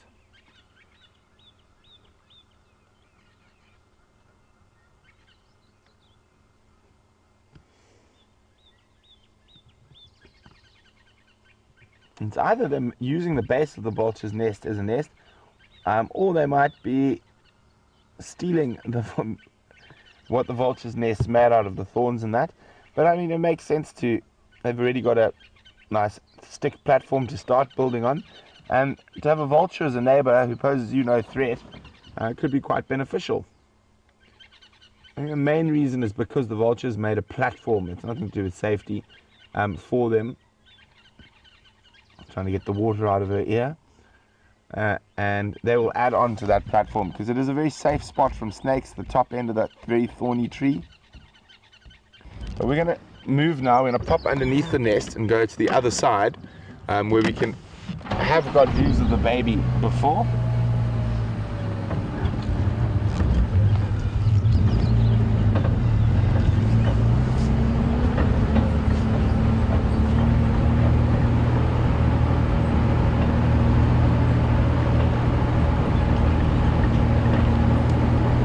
Always wary of bombs falling while driving under that nest, so I always make sure the cameraman's on the left, so if it does happen, it'll miss me. Okay, just turn the vehicle now, and I can just see the chick's head popping up there, it looks like.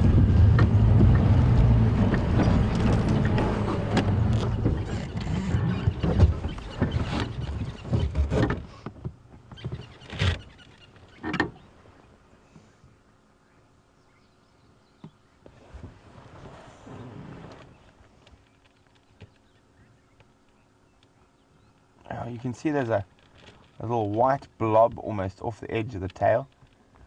That looks to be the youngster there. It will still be white and fluffy.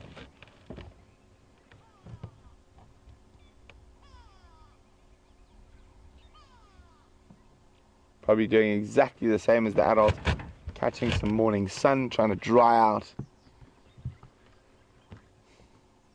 Probably both be quite hungry. And obviously vultures who use thermals and whatnot to go find their food would have had a bit of a tough time of it during the rain.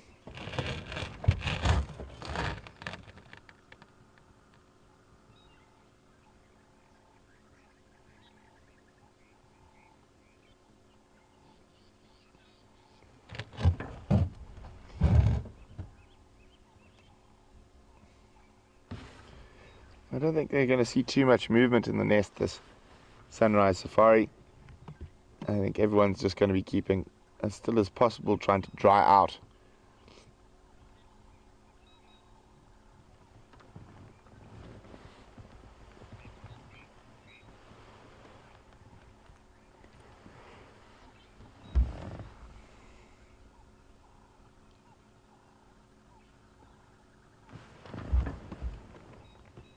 Sun's just gone behind a slight cloud, but it will be out again.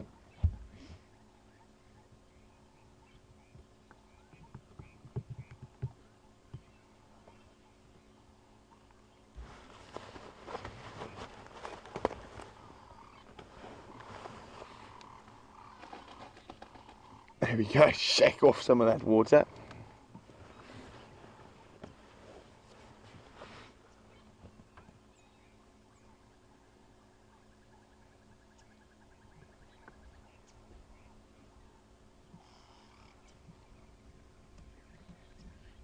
Well, we'll leave the vulture family to dry out, and we're going to go ahead towards the hyena clan and see if they've dried out a little bit more, and if some of the adults have come to join that little bundle of joy we were with first thing this morning.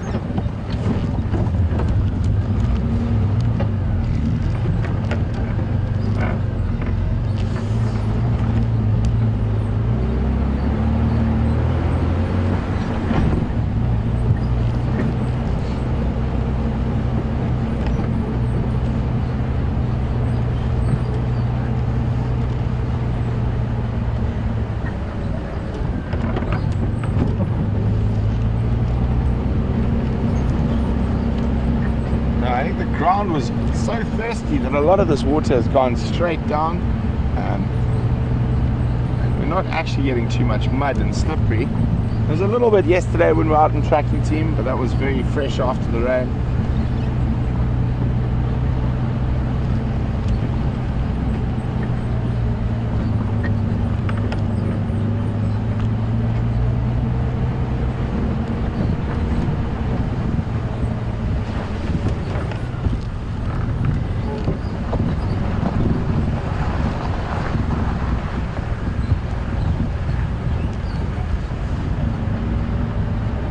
Just saw my first spider hunting wasp of the season. Unfortunately, it just zoomed across. Spider hunting wasps, these huge purple glossy wasps that hunt spiders and caterpillars and other things, and they almost sound like mini helicopters when they fly on that. And you don't want to be stung by them. They can be very big.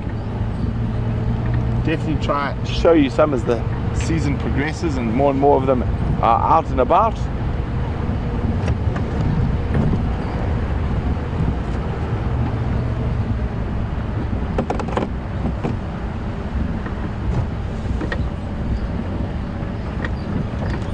Oh, sunshine, yay, sunshine.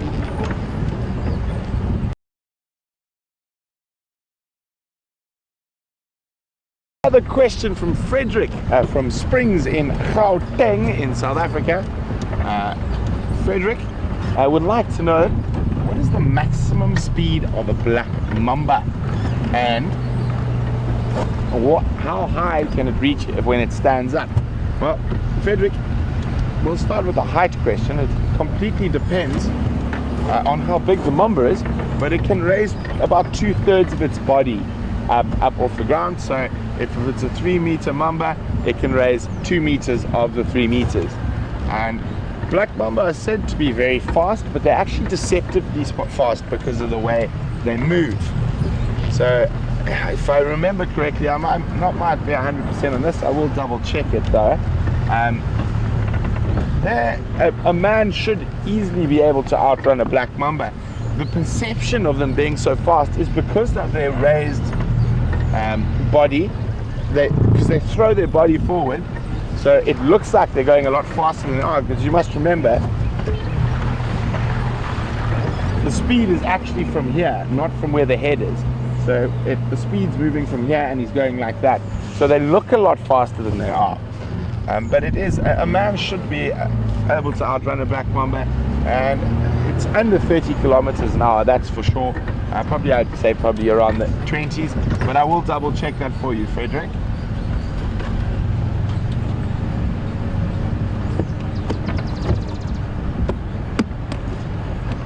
In my box of tricks.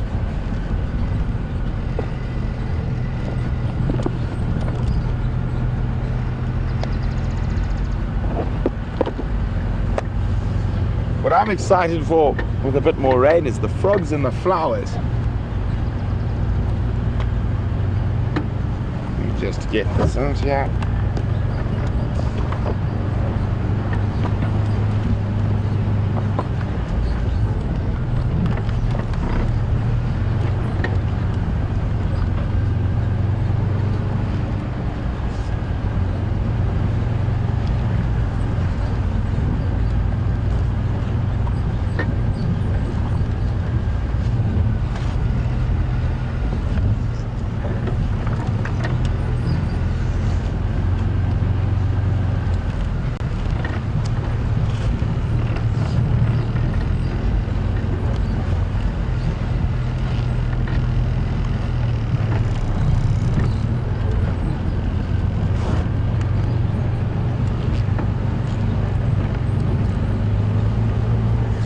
Heading slowly back towards the east, towards Chuma. Frederick, I'm just trying to find this black mamba for you here.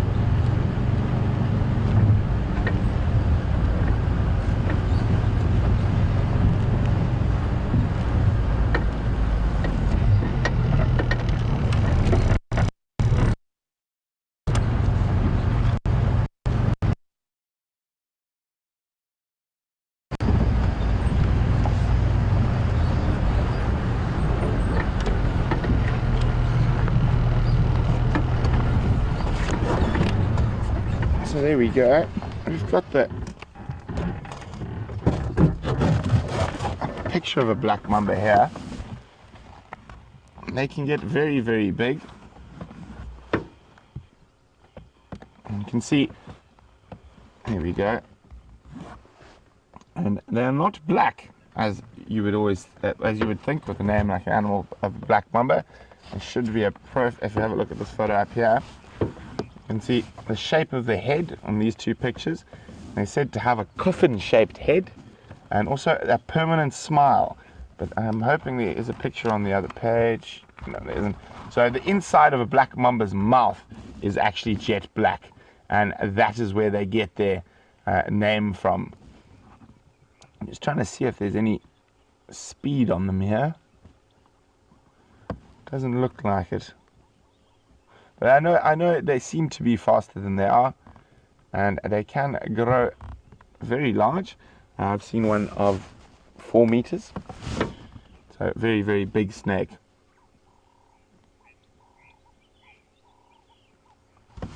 Okay, there's the black mamba.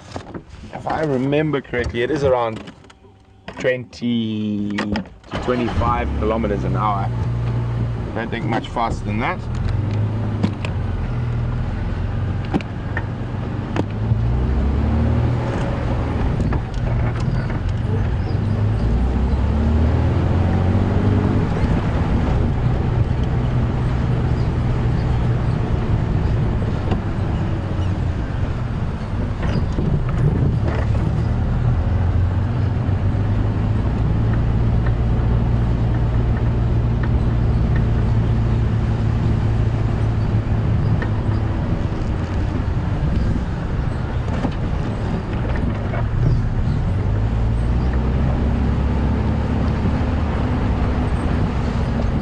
Come on, son, warm me up. Doesn't seem to be working this morning. Still got my jacket on. But the sun has dissipated a lot of the clouds. It is looking like it's going to be a glorious afternoon and sunset safari.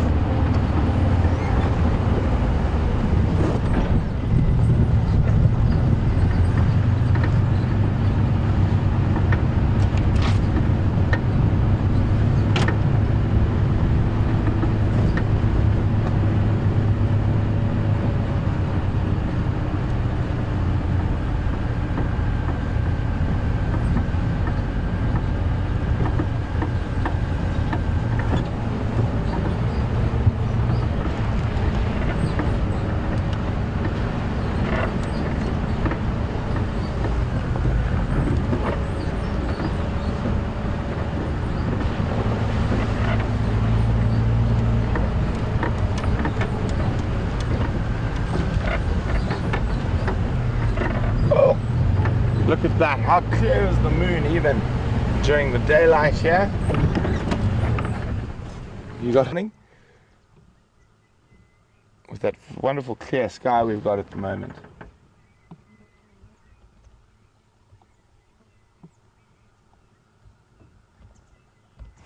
Sure, isn't that incredible? You can almost see the craters on it.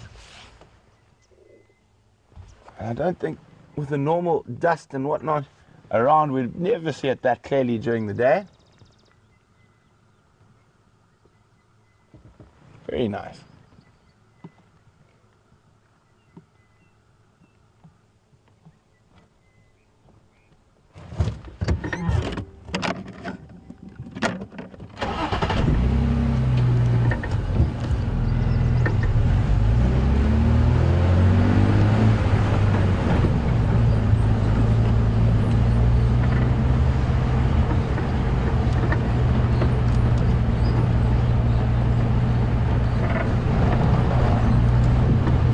So we are slowly heading back towards Djuma from Arathusa. It seems like it's as quiet here as it was there.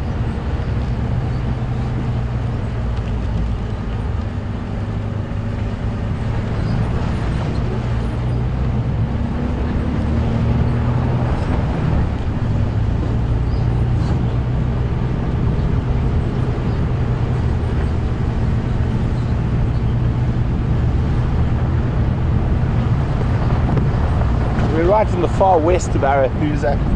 I was hoping that possibly with Anderson being in the sort of northeast of Arathusa, that Shadow and Madiba would have moved into this northwestern sector, but no tracks as of yet, or no reports or sign of them.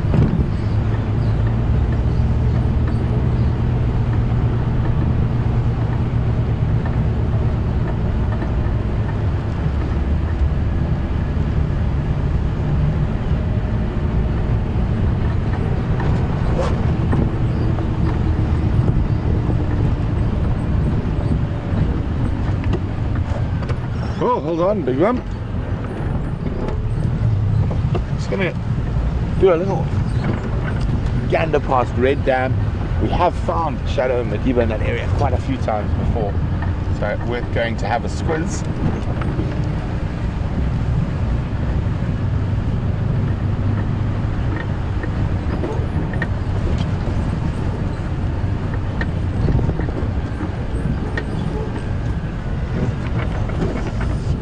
Opa.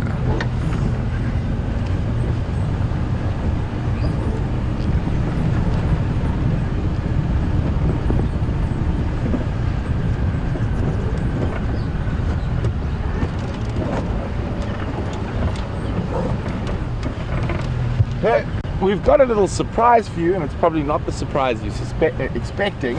So we're going to cross across to Jamie, who's going to give you a quick update on what they've been up to this morning.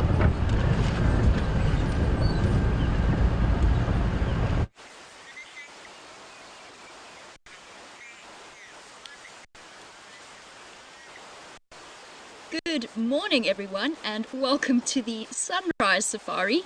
We are entering in a little bit later than expected.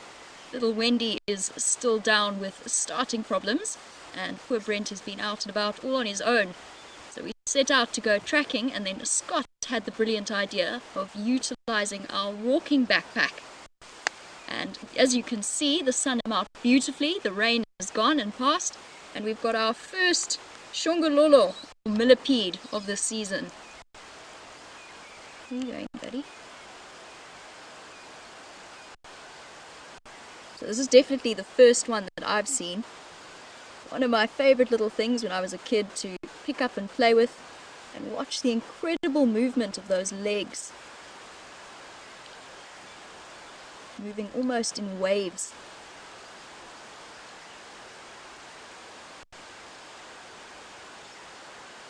These are members of the arthropod family and are closely related to centipedes, so they've got paired jointed legs, segmented legs. In the case of the millipede, it's got two segments for each leg joined together, which creates this amazing wave-like movement.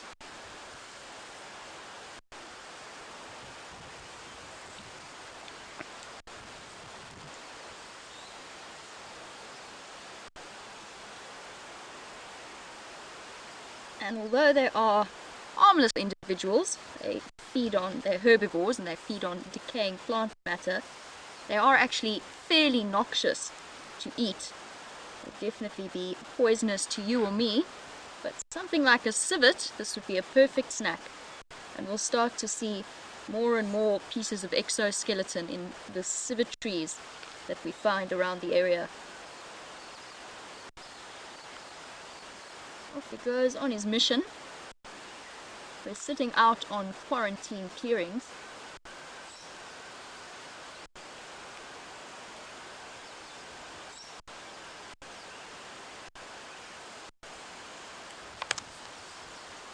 And as we leave him to go about his summer business, it is time to go and see the termite mound that James found yesterday on his drive after the rain had really set up.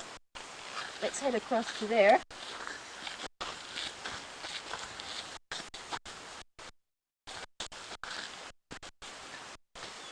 See the tremendous amount of fresh work that's been done.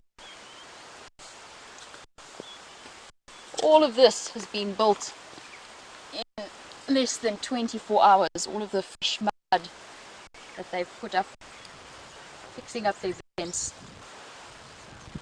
And we're here a little bit here, it's still very, very cold, and there was the most incredible air coming out of it.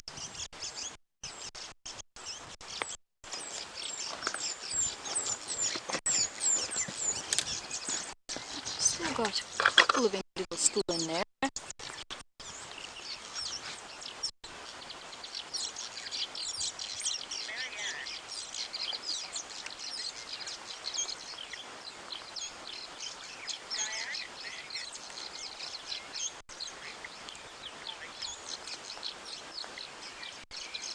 There's a couple of soldier termites in there.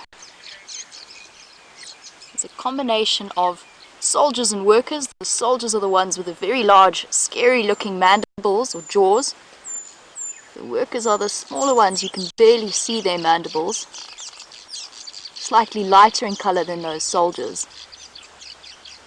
And those big mandibles will be the termites' first line of defense if something does come to try and feed on their mound. And they're still working away. I think as it gets a little bit hotter, which it will do, it's getting hot very fast, they're going to start moving down into the depths. But they are rebuilding their vent system for the coming summer.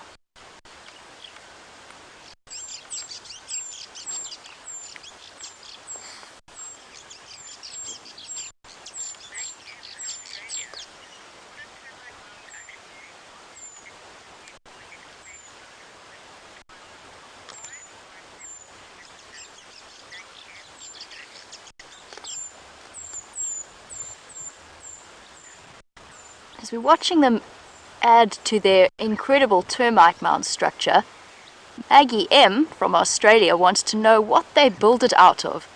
And it's a combination of dirt that they've pulled up from under the ground and combined and impacted with their saliva, which makes a very glue-like substance. So those will be the workers that will add to this bit. And then the soldiers also have a sort of a glue, tarry-like substance that they secrete from between their mandibles.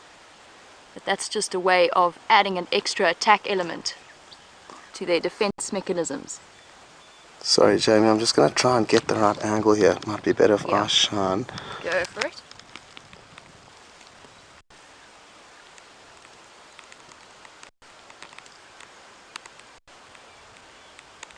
Oh, it's not easy business, this. There's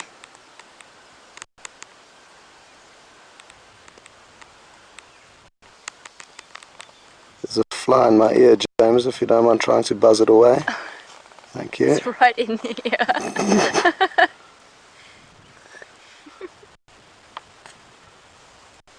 Okay, well, I think we've got as much as we can get from the touch, Jamie. Oh, well, those are going to be good. My shadow out of the way.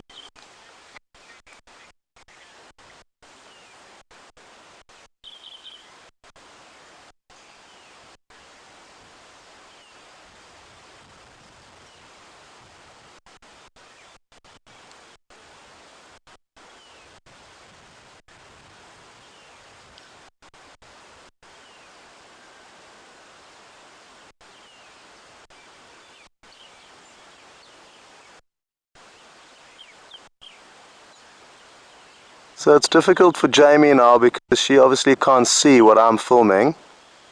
It's Scott on camera, James is on backpack. So it's a three-man unit today, the walking outfit. And this is a soldier. You can see his massive mandibles that would inflict a very painful bite if he was to latch onto you. Oh, there's another one, awesome. And that one looks like a worker. Oh, I've gone off it. So now you can see the difference between the two. The workers' mandibles, I've lost them now. Oh, there they both are nearly as big.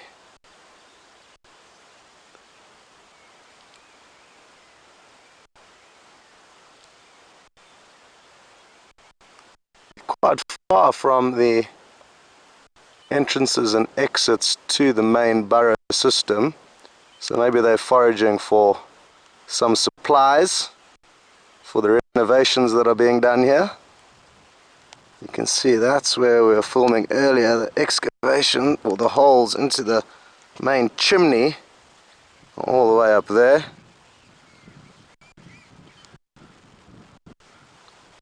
Beautiful. And just to give you a bit of an idea of what the scenery is like around here, we're in the centre of the quarantine clearings. James, you mustn't move. There's our trusty vehicle that's been getting us from A to B. And Here you can see James striking quite a very serious pose. And there's the antenna. And Very serious business. And I don't know if we can see the back of the backpack. There we go, there's all the equipment. Another strip pose. It's very intimidating. And something that you often like to have a look at is the fireside chat spot, which is actually just up over here. So we're essentially standing behind it. There are the logs where we perch ourselves. Behind the fireside chat.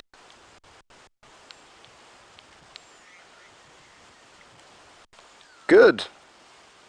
Well, we are told that Brent is ready to receive you, so we are going to say goodbye and It's been fun. yeah, and try and find something else interesting to show you guys a little bit later. Cool. Goodbye from the pack mule.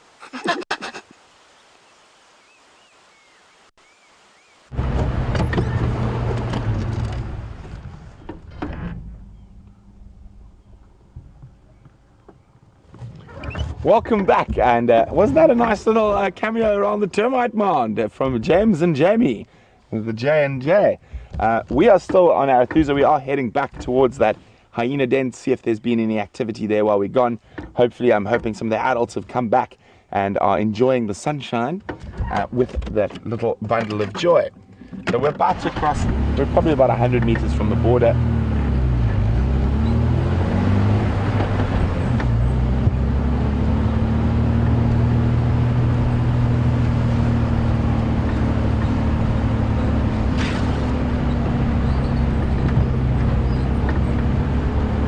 So unfortunately, no sign of Shadow and Madiba, and quite sure they're probably sitting happy with a kill somewhere in one of these blocks, and obviously it'd be very difficult to find tracks of them if they're not moving around.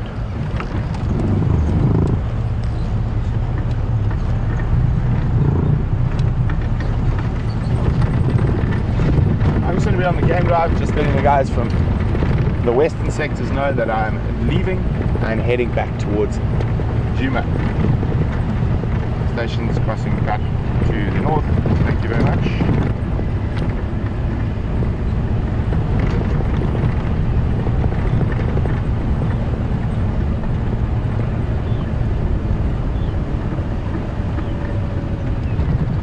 Stations crossing from Arathusa back to Wiyatela. I don't have any updates for Wiyatela, please.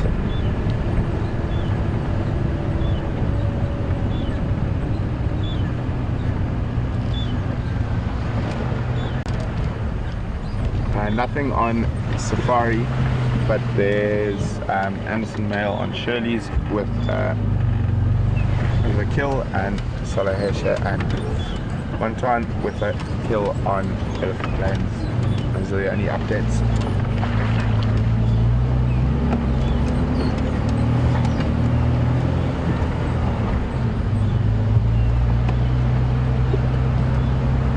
I'm going to be doing the same. I'm still quite far out on Impala Road at the moment.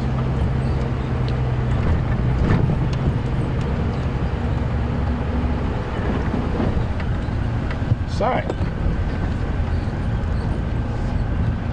Craig is also heading towards the hyena den. So if there is no action, he can let us know and we can go see what else we can find.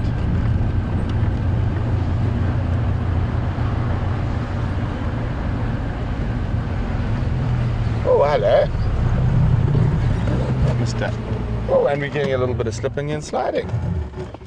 And we've got a wildebeest bull looking at us through the terminalias, or silver cluster leaves.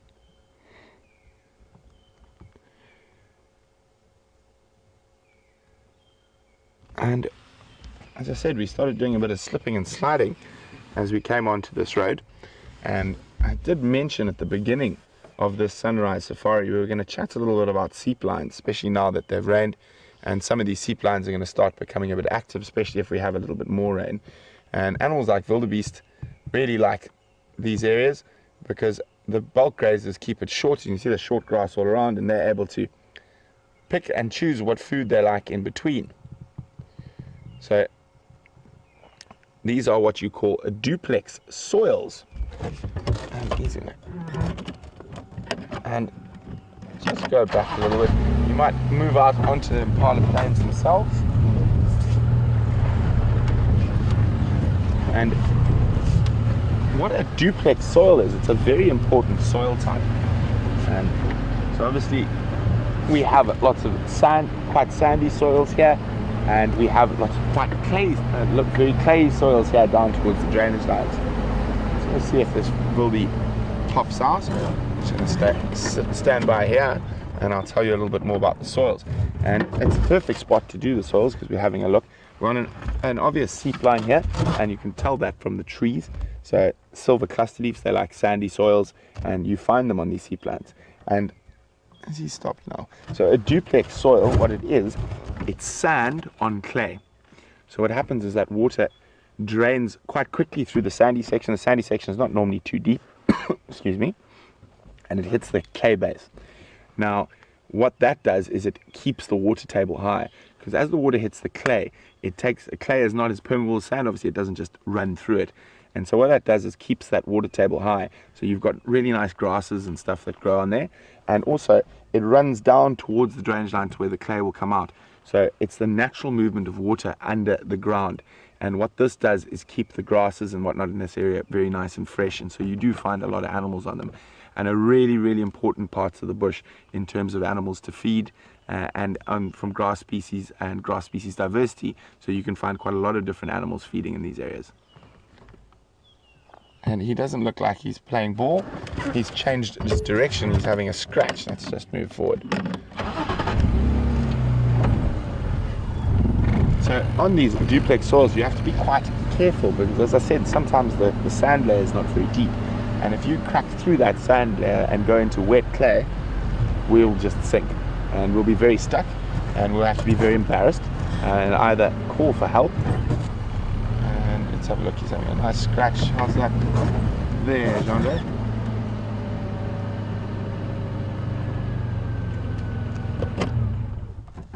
Also, trying to get the ticks behind his ears. We saw the buffalo do a very similar thing today, except he's really destroying his scratching post. And there he's actually rubbing his pre-orbital glands, his scent marking glands on there as well. So that poor little terminalia is serving dual purpose. One, as a good way to scratch the ticks, and also when we see him use that frontal part of his face, he's marking territory. Yes, you. Don't look so surprised.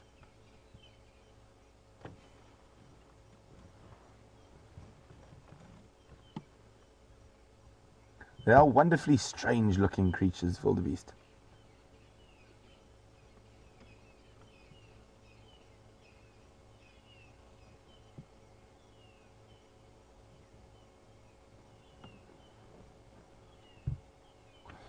And off he disappears into the thickets, and we're going to continue on. I've just heard from Craig. He arrived at the hyena den, and unfortunately no action there at the moment.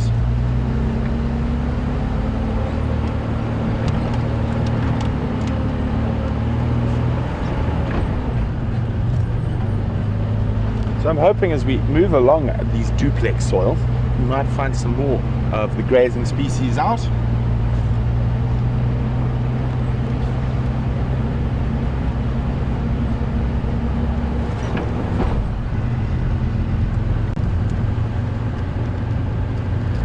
So in areas where your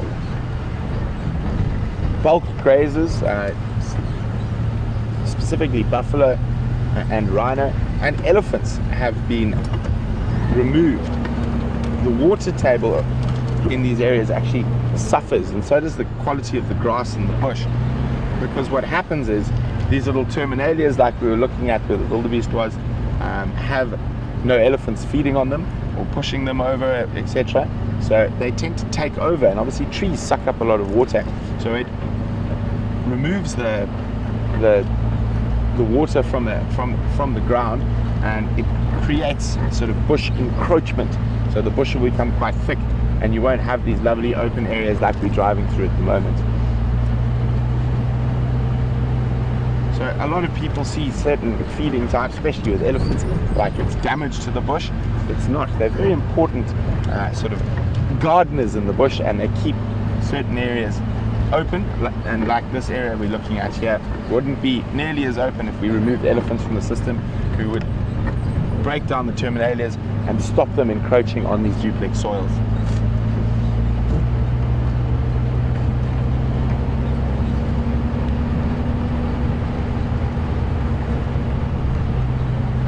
Duplex soils are very important, especially during the wet season, because they will hold water a lot longer than the other soils, and so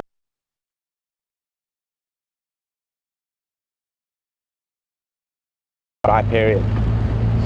And we will also get concentrations of game now as it starts getting wetter, as the new grass sprouts up on these soils, so they'll be very nice and high in mineral content.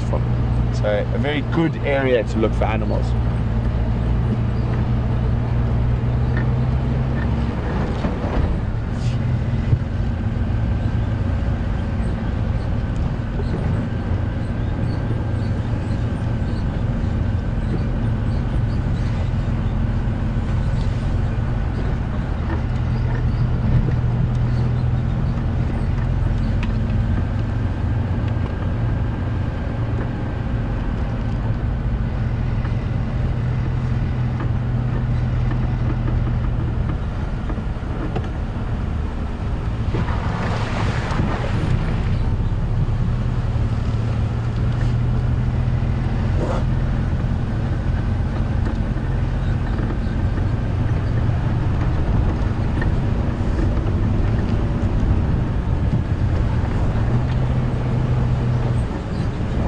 Had a lovely view of some old buffalo bulls this morning, or Duggar boys, and we have a question about them from Simone in Midrand, also in Gauteng. Seems like Joburg has been up early, or the general Johannesburg, Gauteng area has been up early this morning and enjoying the Sunday safari. Simone said she was recently told by a guide that Duggar boys are actually buffalo bulls in their prime, and they don't move far because they are conserving their energy and condition for when the breeding herds come around. Simone, I'm afraid the guide who told you that was very confused. It is definitely the opposite. Duggar boys are older males, sort of probably 10 to 15 years old, and they have been pushed out of the big breeding herds by the younger males, and there's a lot of fierce competition and fighting that goes on in those breeding herds for mating rights. And once they get to that older age, that they sort of retire to these areas where there's a lot of water and grazing close by, because their condition is not capable of competing with the younger bulls in the herds. And those are sort of old gentlemen's clubs. Sometimes you will find young bulls with them, but the majority of them are those older bulls that are retired, and the younger bulls might move in and out, but the majority, as I said, are those older bulls who are past prime and have given up chasing of the ladies amongst the breeding herds, and are now sort of in retirement villages around the pans and drainage lines.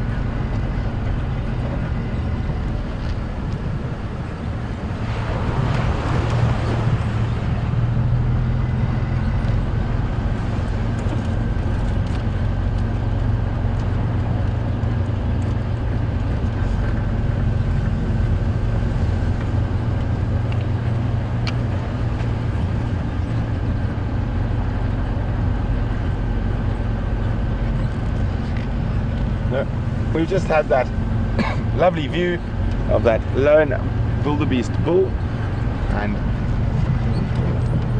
Claire on Twitter, hi Claire, is wondering how do they defend themselves against lion and leopard. Well Claire, most adult wildebeest fall well out of the realms of your average leopard, and not to say they won't take an adult wildebeest, but it's very, very unusual. They will take juveniles and young baby wildebeests are actually quite a popular choice with leopards. And with lions, well, all wildebeest fall within the lion's sphere of interest, so to speak. And how they defend themselves is by vigilance, is their best option. I have seen a wildebeest chase a female leopard before in a herd when she was trying to grab some youngsters, but that is unusual. But they can physically defend themselves like that, but mostly they'll rely on vigilance and speed to get away from predators.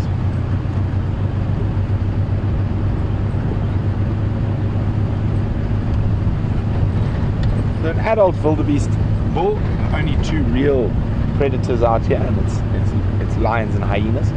Hyenas will use a very different tactic. They will wear them down, run them down with their incredible stamina, and sort of take chunks out of them as they do it, and they will slowly bleed to death and lose, or not bleed to death, they will lose strength from loss of blood, and once they are too tired, then the hyenas will descend. So we're going to go have a look on quarantine. I'm quite sure there's hopefully some general game out there.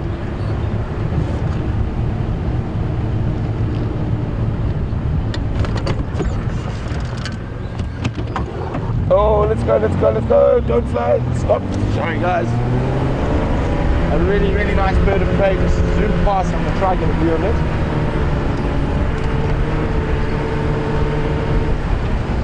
Looked like it landed somewhere on Aubrey's Road. A little gabbar goshawk. And it looked like it had something in its talons. Just going to check carefully here. It might have flown through, but I did think it. There we go. Okay, top left of this marula. I'll have a closer look now. Unfortunately in the shade there, but you can see those predatory talons there. So the reason I knew it was a gabbar goshawk, when it flies, they've got a very obvious white rump.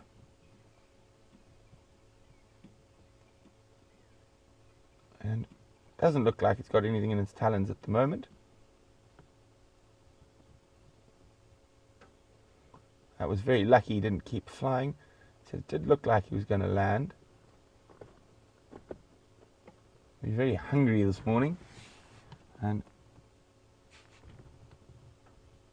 he's searching for lizards, rodents, and these little goshawks are actually incredible hunters of other birds. I mean, they will take Franklin, which is about the same size as them,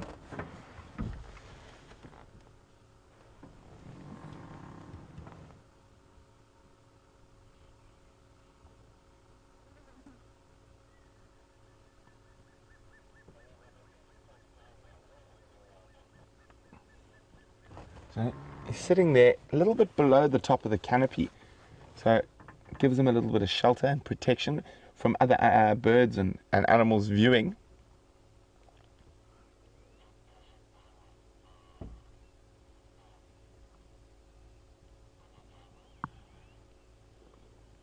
So it doesn't look like he's going to move, but a nice little interlude. So we're going to cross back to the Jams and Jamie to see what they've been up to.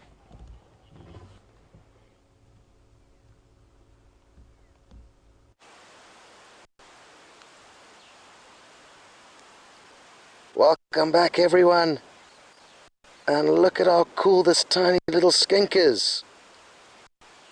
I'm not too sure of exactly what type of skink it is. The name Sandoval's skink comes to mind, but I could be way off. It's tiny and probably fully grown, only as long as my forefinger, so it's not the biggest of lizards. But the great thing about the camera we're using is it's got this punch zoom, and we are getting you some great close-up views of it. Look at it looking straight at us now, and it understandably is thoroughly enjoying this morning sunshine after almost 48 hours of cold, rainy, overcast weather. The reptiles, which are all cold-blooded, are basking in the sunshine, regaining strength and energy.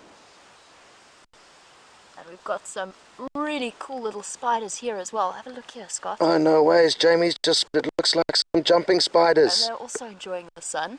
So we're going to take you away from the lizard, who's perched in a broken down marula tree. And this gives you a perspective of just how small it is. And now I just push one button here. There we go. Sorry about that. And I'm going to try my best to get you close-up views of these jumping spiders. There seem to be a few of them hopping around here. There's at least 3. I think that I saw a 4th as well. Oh, out of focus. Come on, fix yourself, camera. There we go, look at that. Now, I'm going to try and stay on it for a while because you'll be amazed at how far they can jump from a sitting standstill. A sit still. And this one seems quite comfortable there for now, but keep an eye on it. You're going to be amazed at how far they can spring.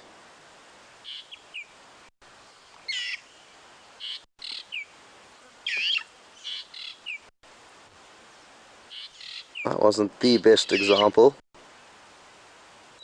But isn't it wonderful how many tiny critters are about, and that's why we are really trying our best to get this walking camera up and running. There, he's showing off a bit better now. Because there are so many interesting things to look at that are difficult for us to show you from the vehicle. It's actually really amazing to watch how far they can hop. And there's also something else that I've just spotted. Where's that, Jamie? Continuing our conversation on the subject of the millipede, we've got a little bit of an exoskeleton here. Oh, nice. We're talking about looking for... It's incredible how if you just sit in one spot for a long enough period of time, you can find interesting artifacts that you would naturally just overlook. Sorry about the shaky performance here, but we are trying our best. My shadow is getting in the way. There you go. You can actually see the rings and the segments of the body. And like Jamie said earlier, there are not many animals that will feed on millipedes because they are toxic.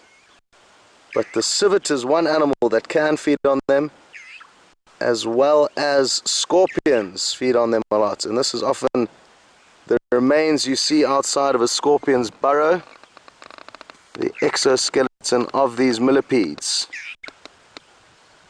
You don't get any white millipedes here, so the black pigment that you see in most living centipedes is faded from all the sunshine, and these white rings are all that's left. Wonderful. Well, I think it is for us to say goodbye, so we'll start with Jane. Cool. Bye guys. We'll see you this afternoon for the Sunset Safari. Thank you for joining us for our little short bushwalk links. And this is Scott on camera, and my team partner slash donkey James. Hello and goodbye. See you later. Oh, no ways, look, we've got a visitor. How horrific. Look who it is. The mighty team of Brent and Jean-Dre. It's nice for a lot of you to get the perspective of the vehicles because you often only see the view from them, but not of them. Especially Jean-Dre. Yeah, so what I'm going to do now is take this opportunity to give you guys a closer look of Jean-Dre. There he is, he's got a beautiful big smile. Use the punch zoom to get him to see if he can spot his nose hair. For some reason I'm not... Jean-Dre, there he is, he's got a beautiful big smile. Use the punch zoom to get him to see if he can spot his nose hair. For some reason I'm not focusing, so lucky Jean-Dre camel has meant that I'm not in front of you. Anyway, guys, I'm going to just off over there.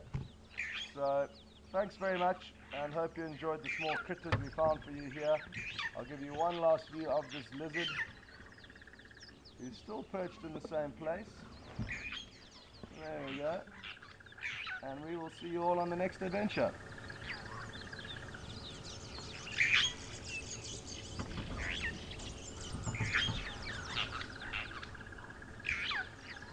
Oh, on this one again. We're not sure who's live at the moment, but if we are, there's the strangest herd of animals we've seen all day. It's actually the largest group of animals we've seen all day. It has been quite quiet out there. And as you can see, they like to play in the dirt. So hopefully we can see some of their natural behavior. So there we go. There's some natural behavior. They're rubbing. It's very strange animals. Sometimes we find them rolling in mud. And there we go. We can see some aloe grooming going on as they now pick the nits and different ectoparasites from Scott. Of which there are lots. Yes, it looks like Scott is the dominant male out of this little group. As you can see, he's made James, who's much smaller than him, carry the heavy backpack. So definitely Scott is the dominant. And they're definitely both trying to impress Jamie. So we'll see what happens here. So on a little bit of a funny note, guys, thanks very much for joining us on this. Right, James has fallen over. As you can see how heavy the backpack is. There we go. He's managed to survive, and we will let them meander off back to find some food. Bye bye, everyone. Cheers, guys. Bye bye.